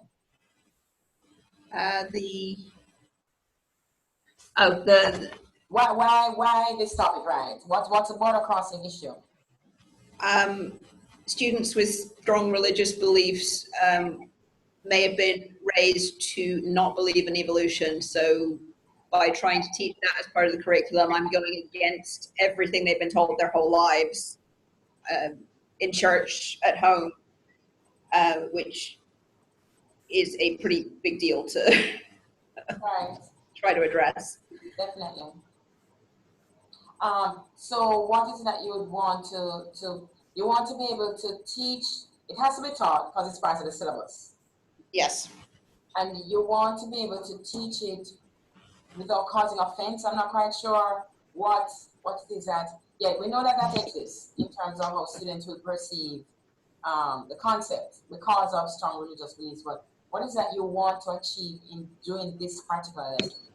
To have them understand the scientific basis of evolution, but you're going to get a disparity between, okay, I understand the science, but here's what I believe. This is what the Bible tells me. This is whatever my religious book tells me.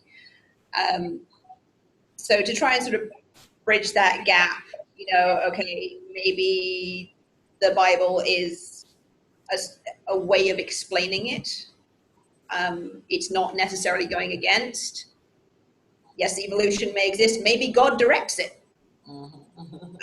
You try and find a sort of a ground where they can still get the answers for the exams, get the curriculum, but not totally destroy their worldview. Right. Right. Okay. All right. So the evaluation, I noticed you spoke about vocabulary, use of vocabulary. So they will do a find the word. Yes, a word search, but not, like normally in a word search, you're given a list of words you can find, not to give them the list. They need to know the words to be able to see them. Right. I'm trying to, okay. So you're teaching evolution. I'm trying to, because Linton made an important point. Whenever you have an objective, your assessment should always be linked to the objective. So whether it be students should be able to, add 1 + 1, or should be able to define or explain or determine the difference between oxygenated blood and deoxygenated blood. Whatever your objectives are, whatever assessment or evaluative tools you use, questionnaire, a multiple choice quiz, creating a poem or some piece of artwork, as Jason said, it should always be measuring your objectives. I remember I sent a PowerPoint, well, you didn't get it in advance, but there was a PDF version of a PowerPoint that explained about how objectives should be, they call them SMART, specific, measurable. No, in assessing your objectives, they must line up. In another school, when I say school, in another educational theory out there is that your objectives must align with your with your assessment. So it must be that whatever it is that your original objective is, what you're assessing must be able to measure those objectives.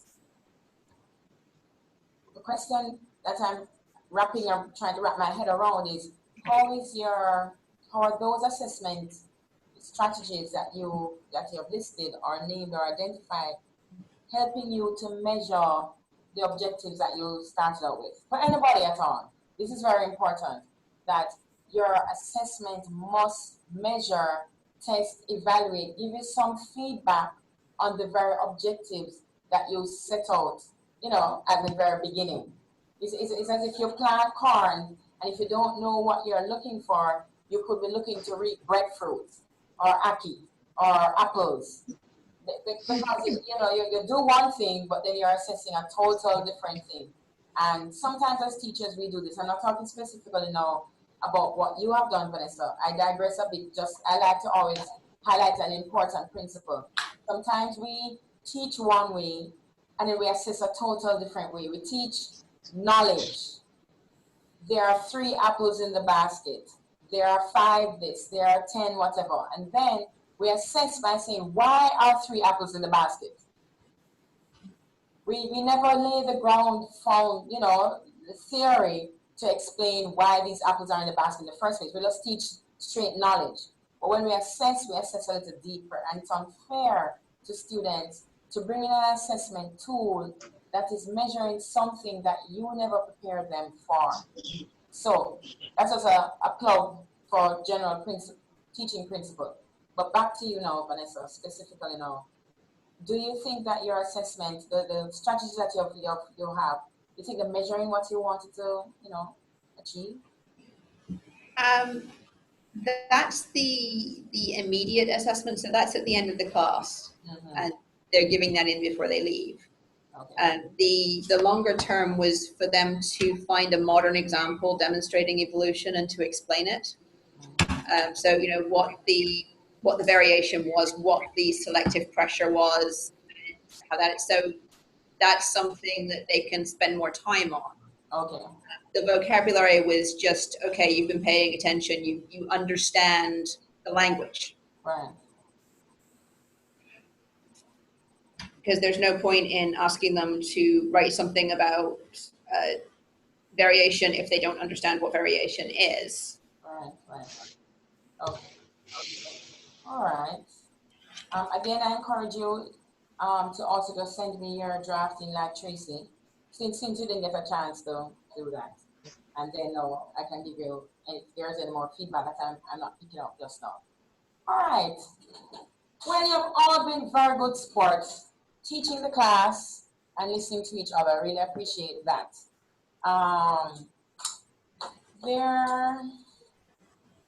So Ava, are you ready now? Now or never. I guess we save the best for last. Don't say that later. Right? You had sent your lesson plan, so let me, is a handout on nutrition? That's just a handout, but that's not the lesson plan. Oh, okay. It's just the handout, some of it. All right, let me,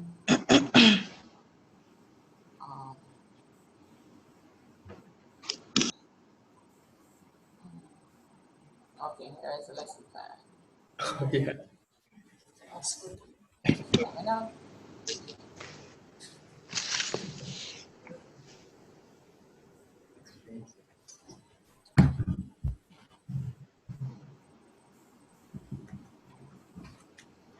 All right, so here we are.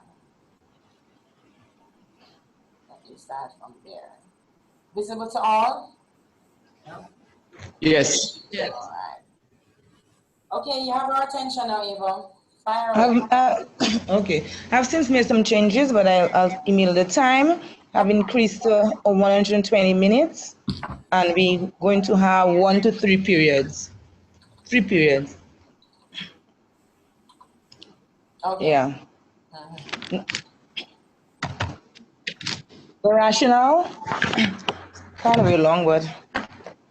It says this unit on feed and nutritional disease forms part of the CSEC syllabus for upper secondary school students. And in this group, I have 2 classes. We're going to be doing the same thing. 33 students, and we have 15 in one class and 18 in the other. And in this particular group, we have 3 students who belong to the Rastafarian faith. We have 7 who are Adventists, and the other group belong to the Catholic faith. And the general rationale is for them to have an opportunity to broaden their knowledge and understanding of nutrition as it relates to farm animals.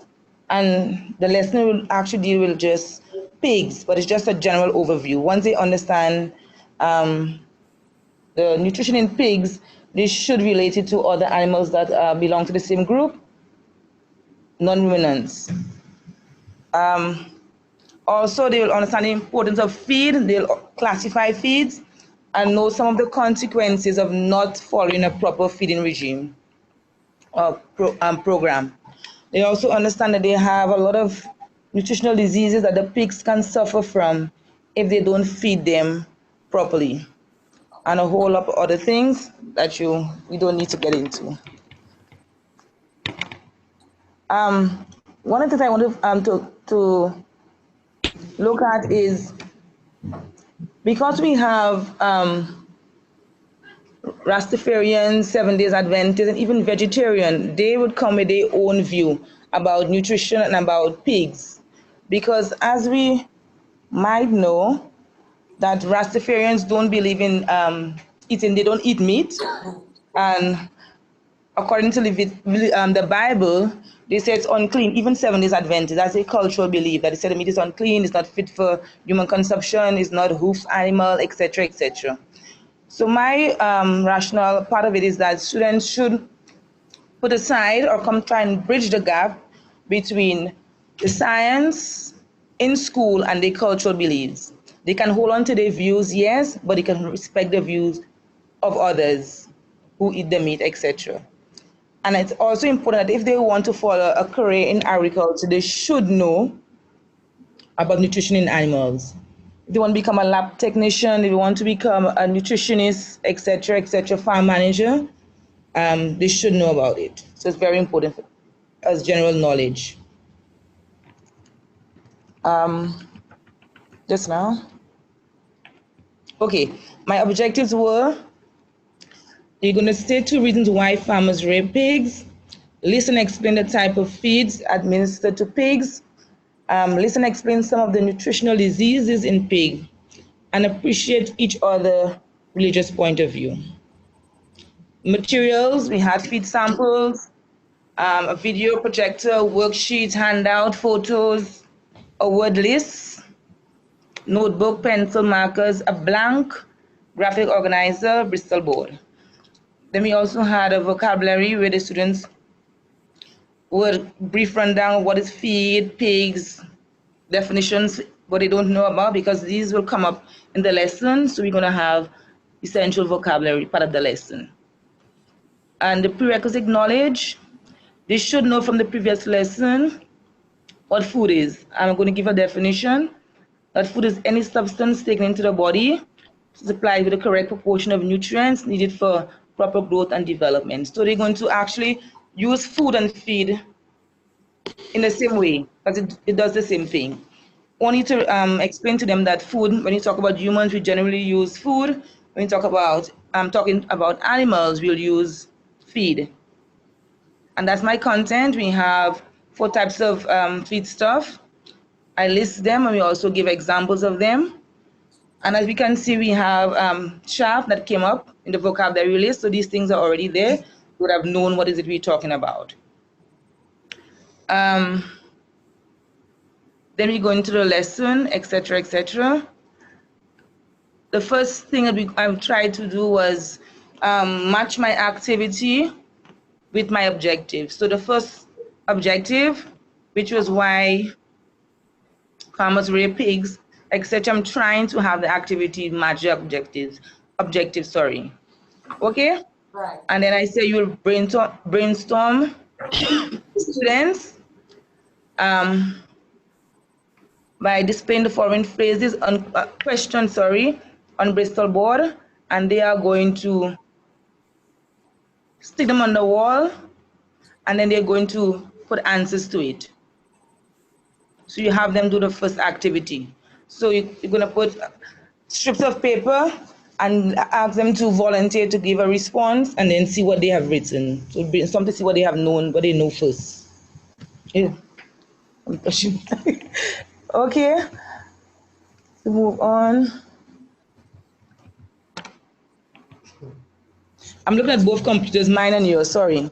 Okay, I'm at activity 2 now. Okay. And then when they have written the answer to the question that I asked, I'll ask them to read it out loud, and that way you'll have an assessment also of the language that they're going to be using. And also, you can, in that list, you can actually highlight those strong and weak readers. So in the first lesson, you could also be assessing them whilst they're giving you responses.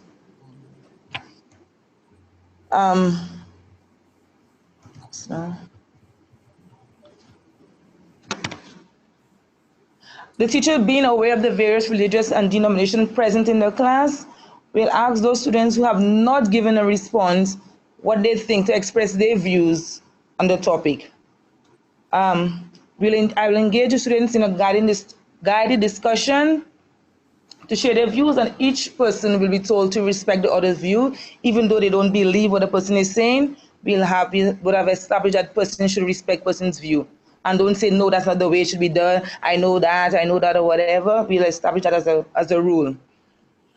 Then I'll give students a blank organizer.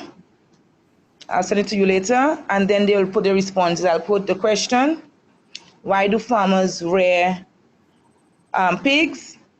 But before that, I will have the content, distribute the content to them and the handout, and they will get the information from that, so they're able to do it quickly. Not with the pig.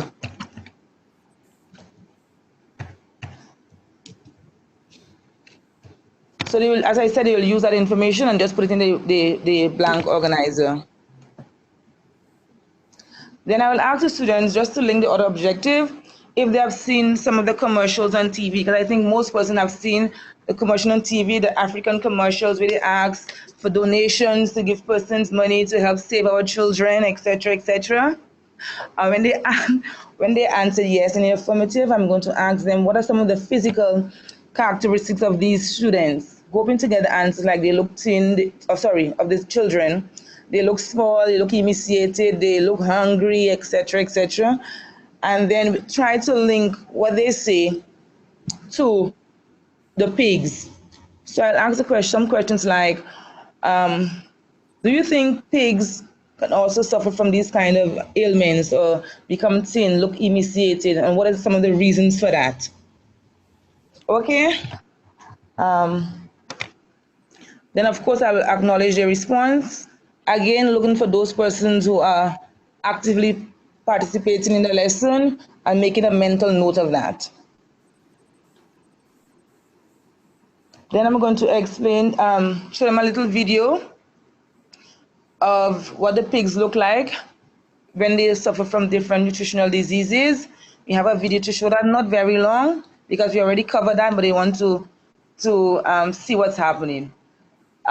Reason for being is that some students, they learn differently. So I'm trying to cater for those persons who auditory, different way of learning, who like to see things, who like to do stuff. They'll touch the handout, they'll look at the photographs, etc., etc. Okay. So try to cater for all the students most of the students in the class. And I said, I have around 6 students who have a perceived, because I'm not a psychiatrist or whatever the word is, so I will not be able to tell, but I perceive them based on previous lesson with them that they have a difficulty in terms of reading. And that's why I decided to show them the video, so they will be gaining knowledge that way, even though they cannot read the handout, etc. They'll be gaining knowledge by looking at the video and then maybe talking about it orally. And then at the end of the lesson, I will have some question assessment besides the oral assessment, and I have a written assessment that will have the questions. You can do it in the class as an activity. And then I have state 2 reasons why pigs are rare, why it's important to feed pigs with the required amount of nutrients. Based on all that we have discussed, they would get the answer, or they should get the answer from that.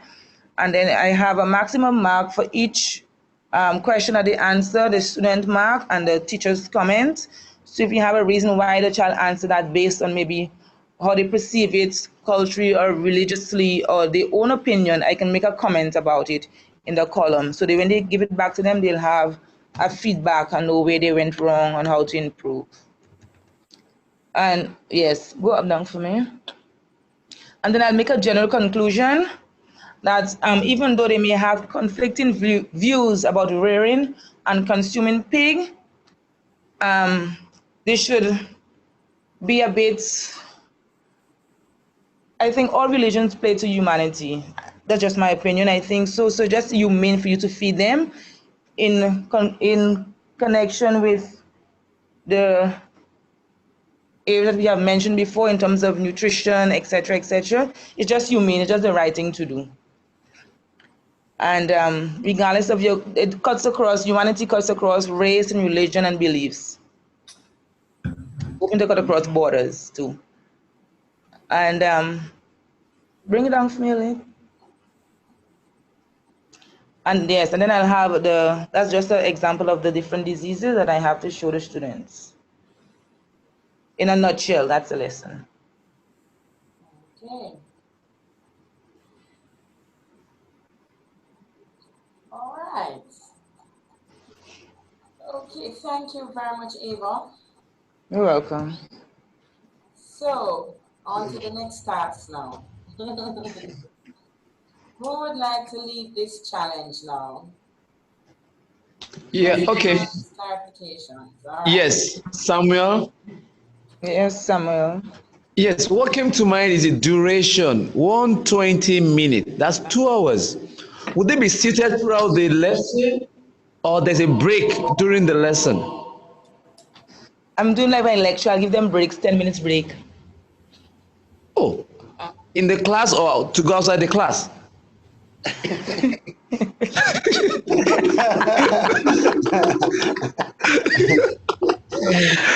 Normally, because it's science, to be serious, normally because it's science, we would normally have a block. Science would have a block. Sometimes you do your practical, you do your lab and these kind of things.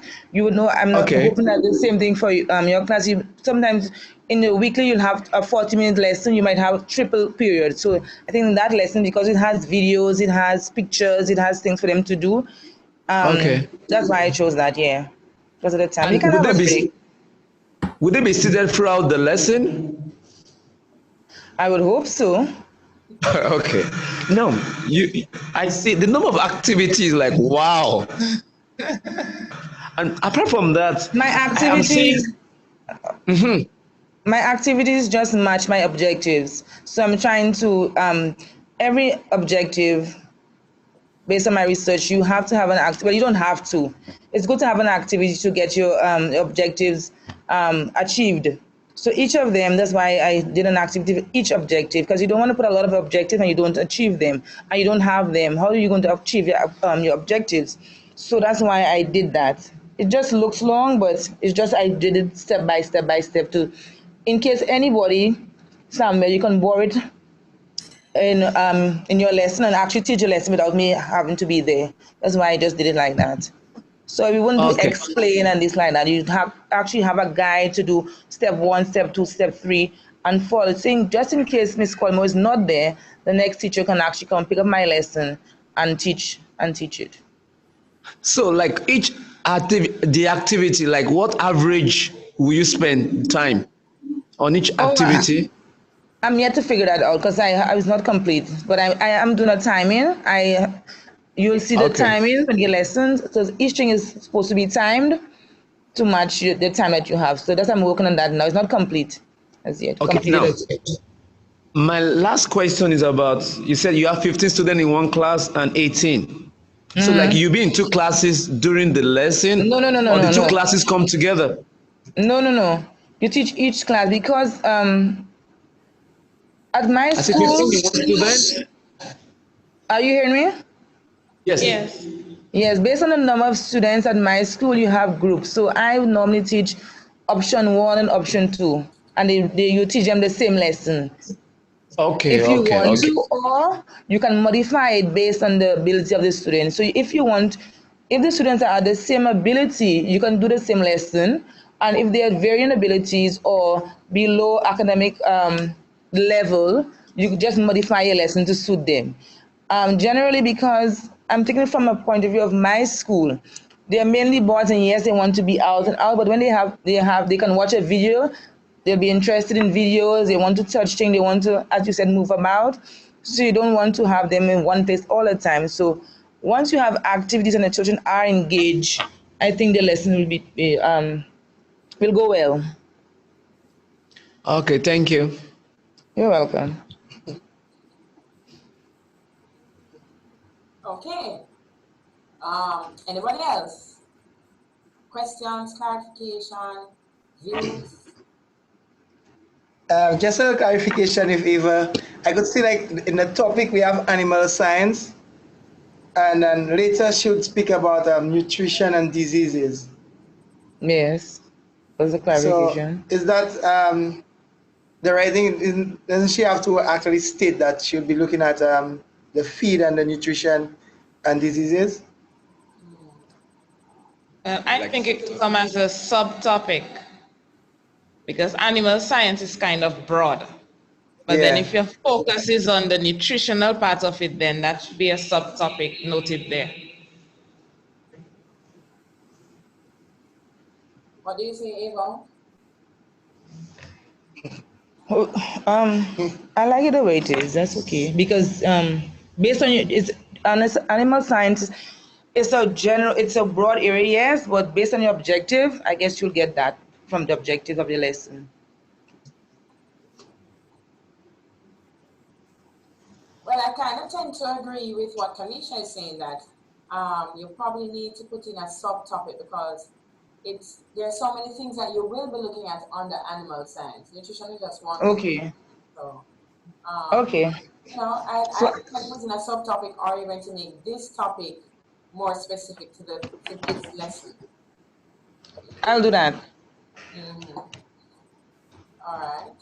Thank you, Tamisha. You're welcome. Why is Tamisha has get a thank you? And you're just next to me. Thank you, Linton. On record. Okay. Anybody else? What do you think of this lesson presentation in terms of the sequencing? Anything at all? One issue I have is the length of time. 2 hours. To have students sitting in a class for 2 hours, it's a long time. All right, I think the question for them to be focused on the particular topic. How long is that? Samuel brought that point up. So the question that I think I would ask is, so Eva, 2 hours are slotted at your school. That's the point. Yeah, we have three slots. Yes. Right. So yes, because a lot of time the teachers complain that they don't get enough time to do practical activity going in a lab, and by the time you start to set up the apparatus or whatever, you don't have enough time. The single double period is not enough, especially if you want to conclude something and have your lesson. So it's part of your curriculum. That's what you have to do. If it's a shorter thing, I can probably, if you have maybe 80 minutes, you just have less objective. But if you have a slot for that period of time, you must find enough activities to engage your students fully for that 2 hours. It's just part of it might not happen twice per week, but at least once a week you have a triple period. Right. So it's more for lab activity than a normal lesson. It's for teaching science, however you want to do it, whether lab or class, is whatever you want to do. Whatever your lesson planning, it doesn't matter. Right. And it's the culture of the school. So, at my school, the longest session that we have is 1 hour and 10 minutes. So that's just 70 minutes. So that's a culture for my school. So I can understand if it's a culture of the school, because I think I've been at another school where they do have these triple sessions. And as you rightly said, it's up to you how you want to use those triple sessions.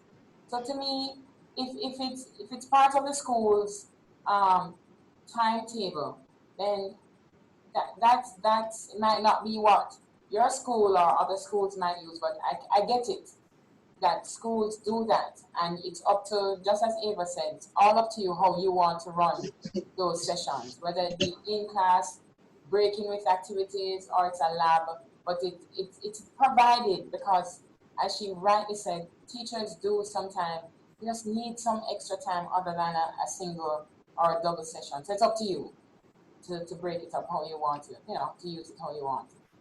So I can understand the time. I can understand the questions being asked about the time, if that's the thought of 2 hours is not necessarily something that you have at your school, but I appreciate the difference among schools, and it depends on the requirement. In agricultural science, I can see, especially if you have to even make a trip to the farm area, or if you have to, maybe read or to demonstrate things. But as I said, just simply getting to the place or setting up can really consume time. So I appreciate that in the nature of the discipline. And I guess you have to find creative ways of making children interested. Sometimes the time will go so fast, you yourself will not realize that 2 hours doesn't seem a lot of time. If the students are engaged properly and you love what you do, the time will go very fast. Right. I can't wrap my head around it, but I understand. And it's because of what the school culture is. 2 hours, if you keep doing that, then it's just something, it becomes the norm. It just becomes Yeah. that's basically it. All right. So, anybody else? I'm not teaching, so obviously I don't know if it's something that would work, but could you maybe break it up by in between each one doing what my husband, who he's an instructor for the police service, he does these quick thinks where they just have, like, he'll give them out 4 matchsticks and say, make a triangle out of 4 matchsticks, or just to sort of refresh them a little. Would that work with that age group? You asking me a question? Sorry? Yes. Oh, matchstick. I think I have to come with something better than matchsticks. But that was the only one I could remember him doing. yes. You can, but it depends on the teacher practice. It depends on what you want to do. And you know your students, you know their concentration level, you know they get miserable after half an hour or whatever. You know, you can do that. And then sometimes in that discussion, all sort of things happen. They tell you what happened last night, this, that. They go off track. You have to bring them back and stuff. So you don't really go on. I try not to be boring and just stick to the science and whatever. I'll be hearing what happened last night, the grandparents, what happened in the farm, what show they watch, and then you bring back the lesson. So you don't have to know how to work the stage.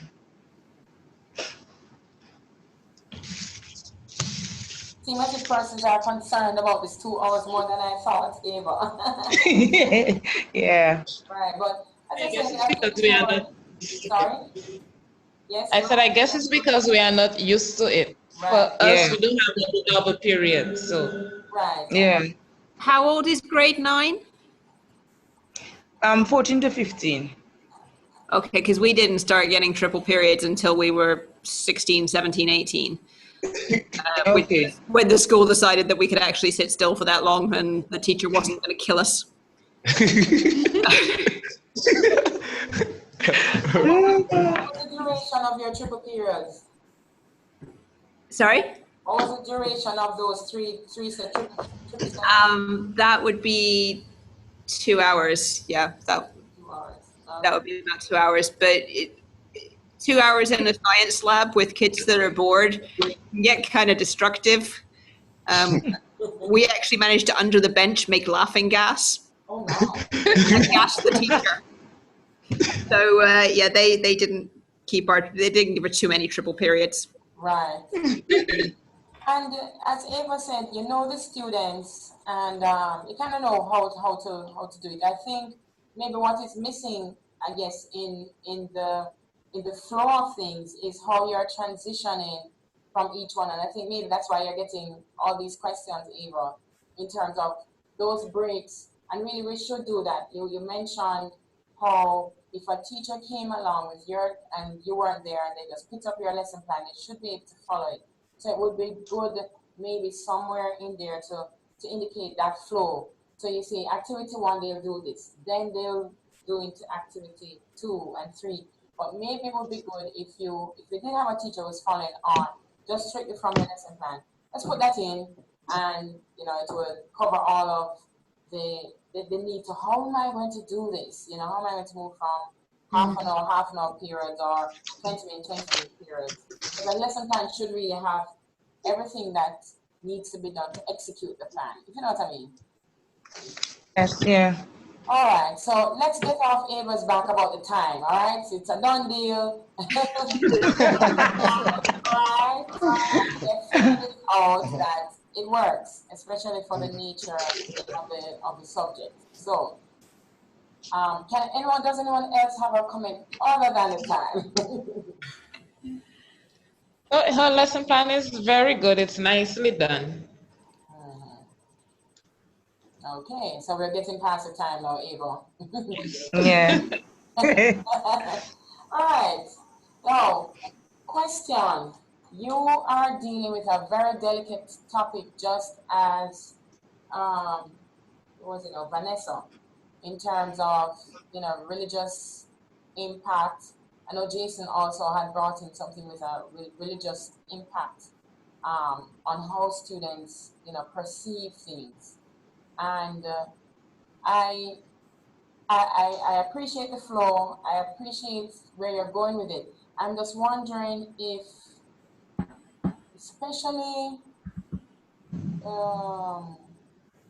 with the pictures, what do you think about bringing in those pictures or even watching the video if persons, they're not graphic, I know, but how do you think people would feel if they don't have nothing to do with pigs? We would say in Jamaica, we have nothing to do with the pork. We have nothing to do with the pork. I was translating my patois there. Okay. I don't know. I'm not sure. I guess that's how they look when they suffer from nutritional diseases. So hopefully they'll feed them. And probably, but I mean, you can look at a picture and interpret it in many ways. I mean, for persons, yes, it depends on. Here's a sensitive thing. You Yes. have asked them before, have you seen kids in Africa starving, in need of food, emaciated, weak? And then trying to make this comparison to pigs and saying, well, listen, in a similar way that we need nutrients to be healthy and strong, animals, it's really animals that need nutrition to be healthy and strong. Because if they don't get the nutrients, blah, blah, blah, blah.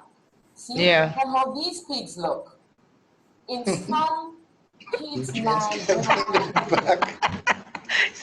Sorry. You want to say something? Sorry.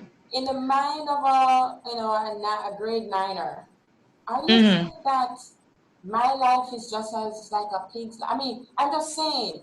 Obviously. Oh, I see. No, I mean, obviously that you are saying that we need to care for all animals. It really doesn't matter if you consume or don't consume. We want plants. Do we go around and eat hibiscus? We water our plants and our grass because we want our yard to look good. We want, the plants to survive. We eat hibiscus, by the way, yes. Oh, well, you know what I mean? Yes. So think about that because, as you rightly said, it's a sensitive issue. Making the analogy or the comparison, maybe you want to flip it. Maybe you could even use the same plants rather than children or starving children. In other words, your vegetarians can connect with the plants. Your Rastafarians can connect with the plants. Your Seventh-day Adventists can connect with the plants. If you don't water the plants, what happens? They dry. They look, you won't get any crop. So just be careful how you juxtapose, these images in the minds of grade niners. I see. Yes. You want them to hear your message. And this is something for everybody. I want people to hear my message. So as much as possible, I cut down on things that can be distracting. So, you want to do the same thing. You don't want something else to be a barrier to your message. You want this message of, regardless of your religious affiliation, your cultural orientation, that, hey, it's a living organism, just like, your plants or just like your pet dog at home. So maybe you could compare it with other animals, but just be wary of that connection. You know what I mean? Think about it. Say it again. Compare what with other animals? Sorry. No, I'm saying that they're pets. They feed their pet dog. They feed their pet bird. Whatever. What would happen if you didn't feed the bird? Then we need to feed the pigs. That kind of thing. No. So. And you want to, in other words, just be careful and just a suggestion, of, I get the point that you're making is very clear. but because of the sensitive nature of it, maybe you want to use plants or other animals that, you know, are endearing. I was reading an article where they said in the Super Bowl that was held in the US, I think it was last month, February or something like that. You can help me out, I don't know, I don't remember. They said that in the Super Bowl this year, the advertisements used puppies a lot. If they were advertising a pair of shoes, a drink, anything at all, you'll see some puppy in there. And they said because puppies are endearing, people gravitate to the puppies. So the message is being delivered, but they use the puppies to deliver the message. You with me? Okay. Don't use the commercial you're saying. Use something else.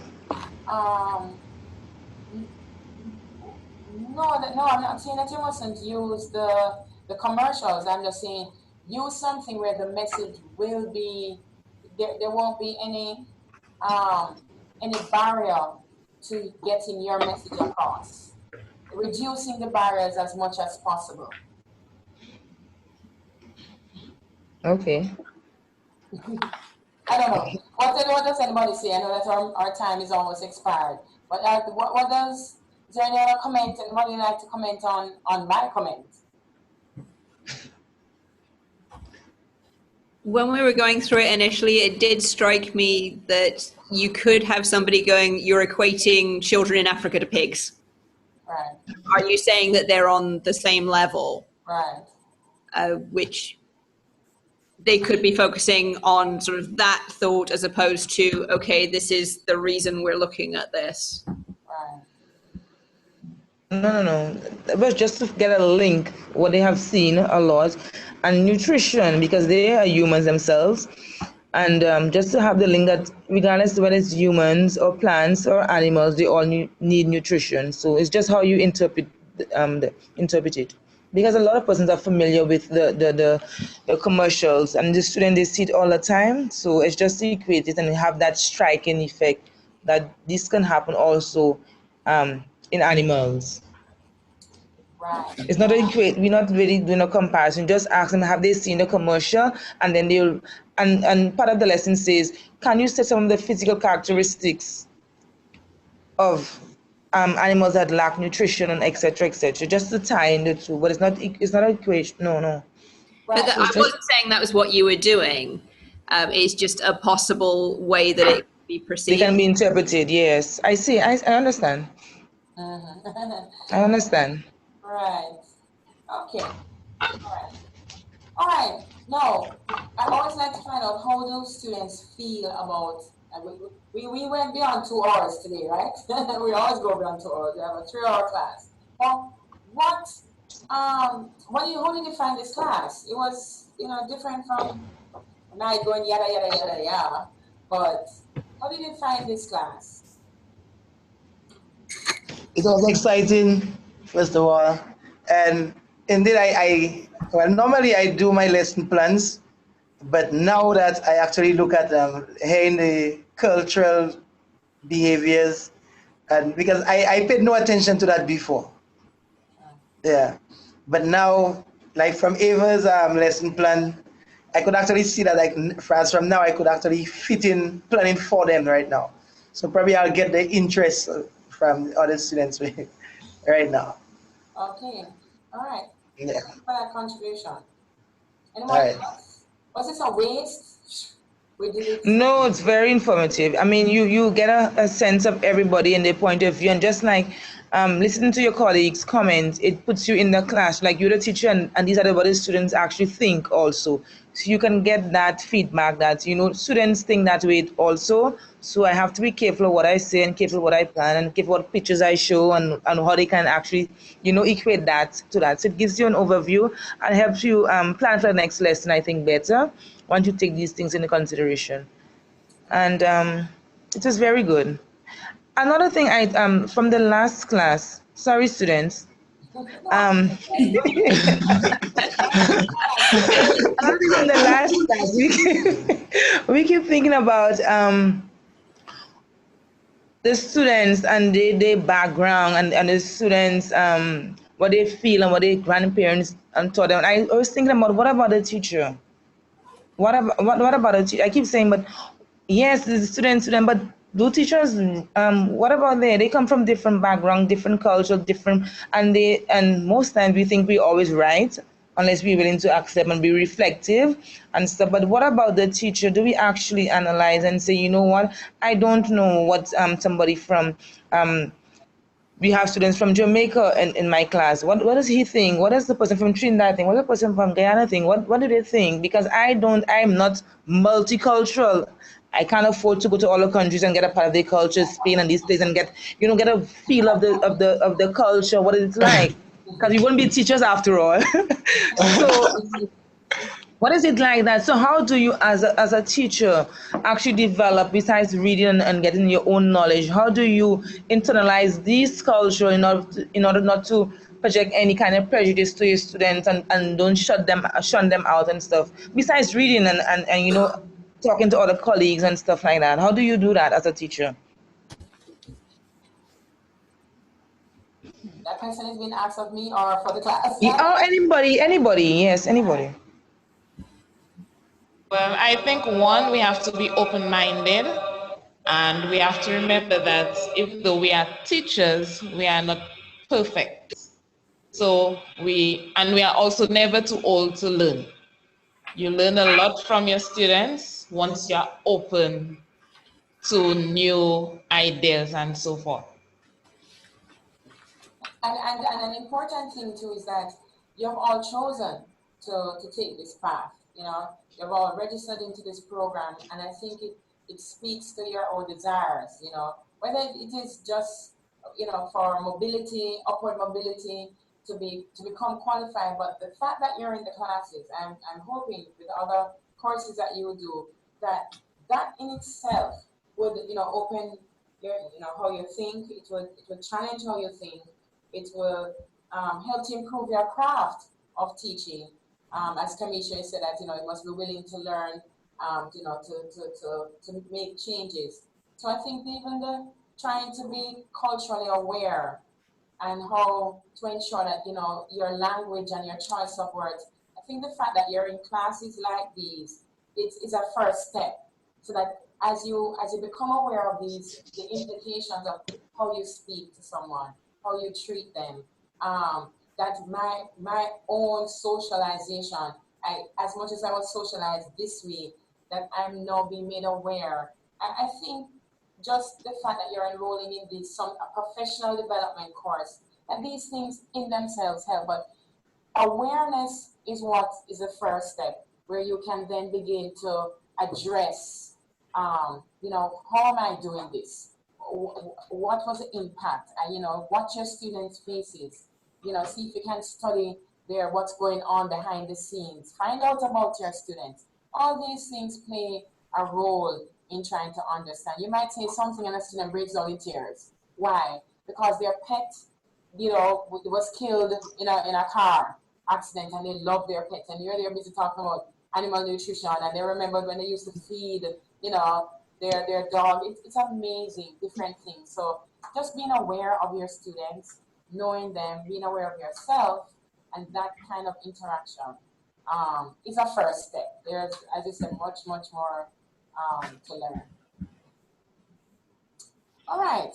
Well, I'm anticipating for persons who didn't get a chance to submit, like a draft, to send that in so I can give you back quick feedback. The method of submission at the moment, I will get an email to you as to how to submit your final thing. I still haven't found out if they have, or Veli up where you just all upload your assignments to one place, or you have to email it to me.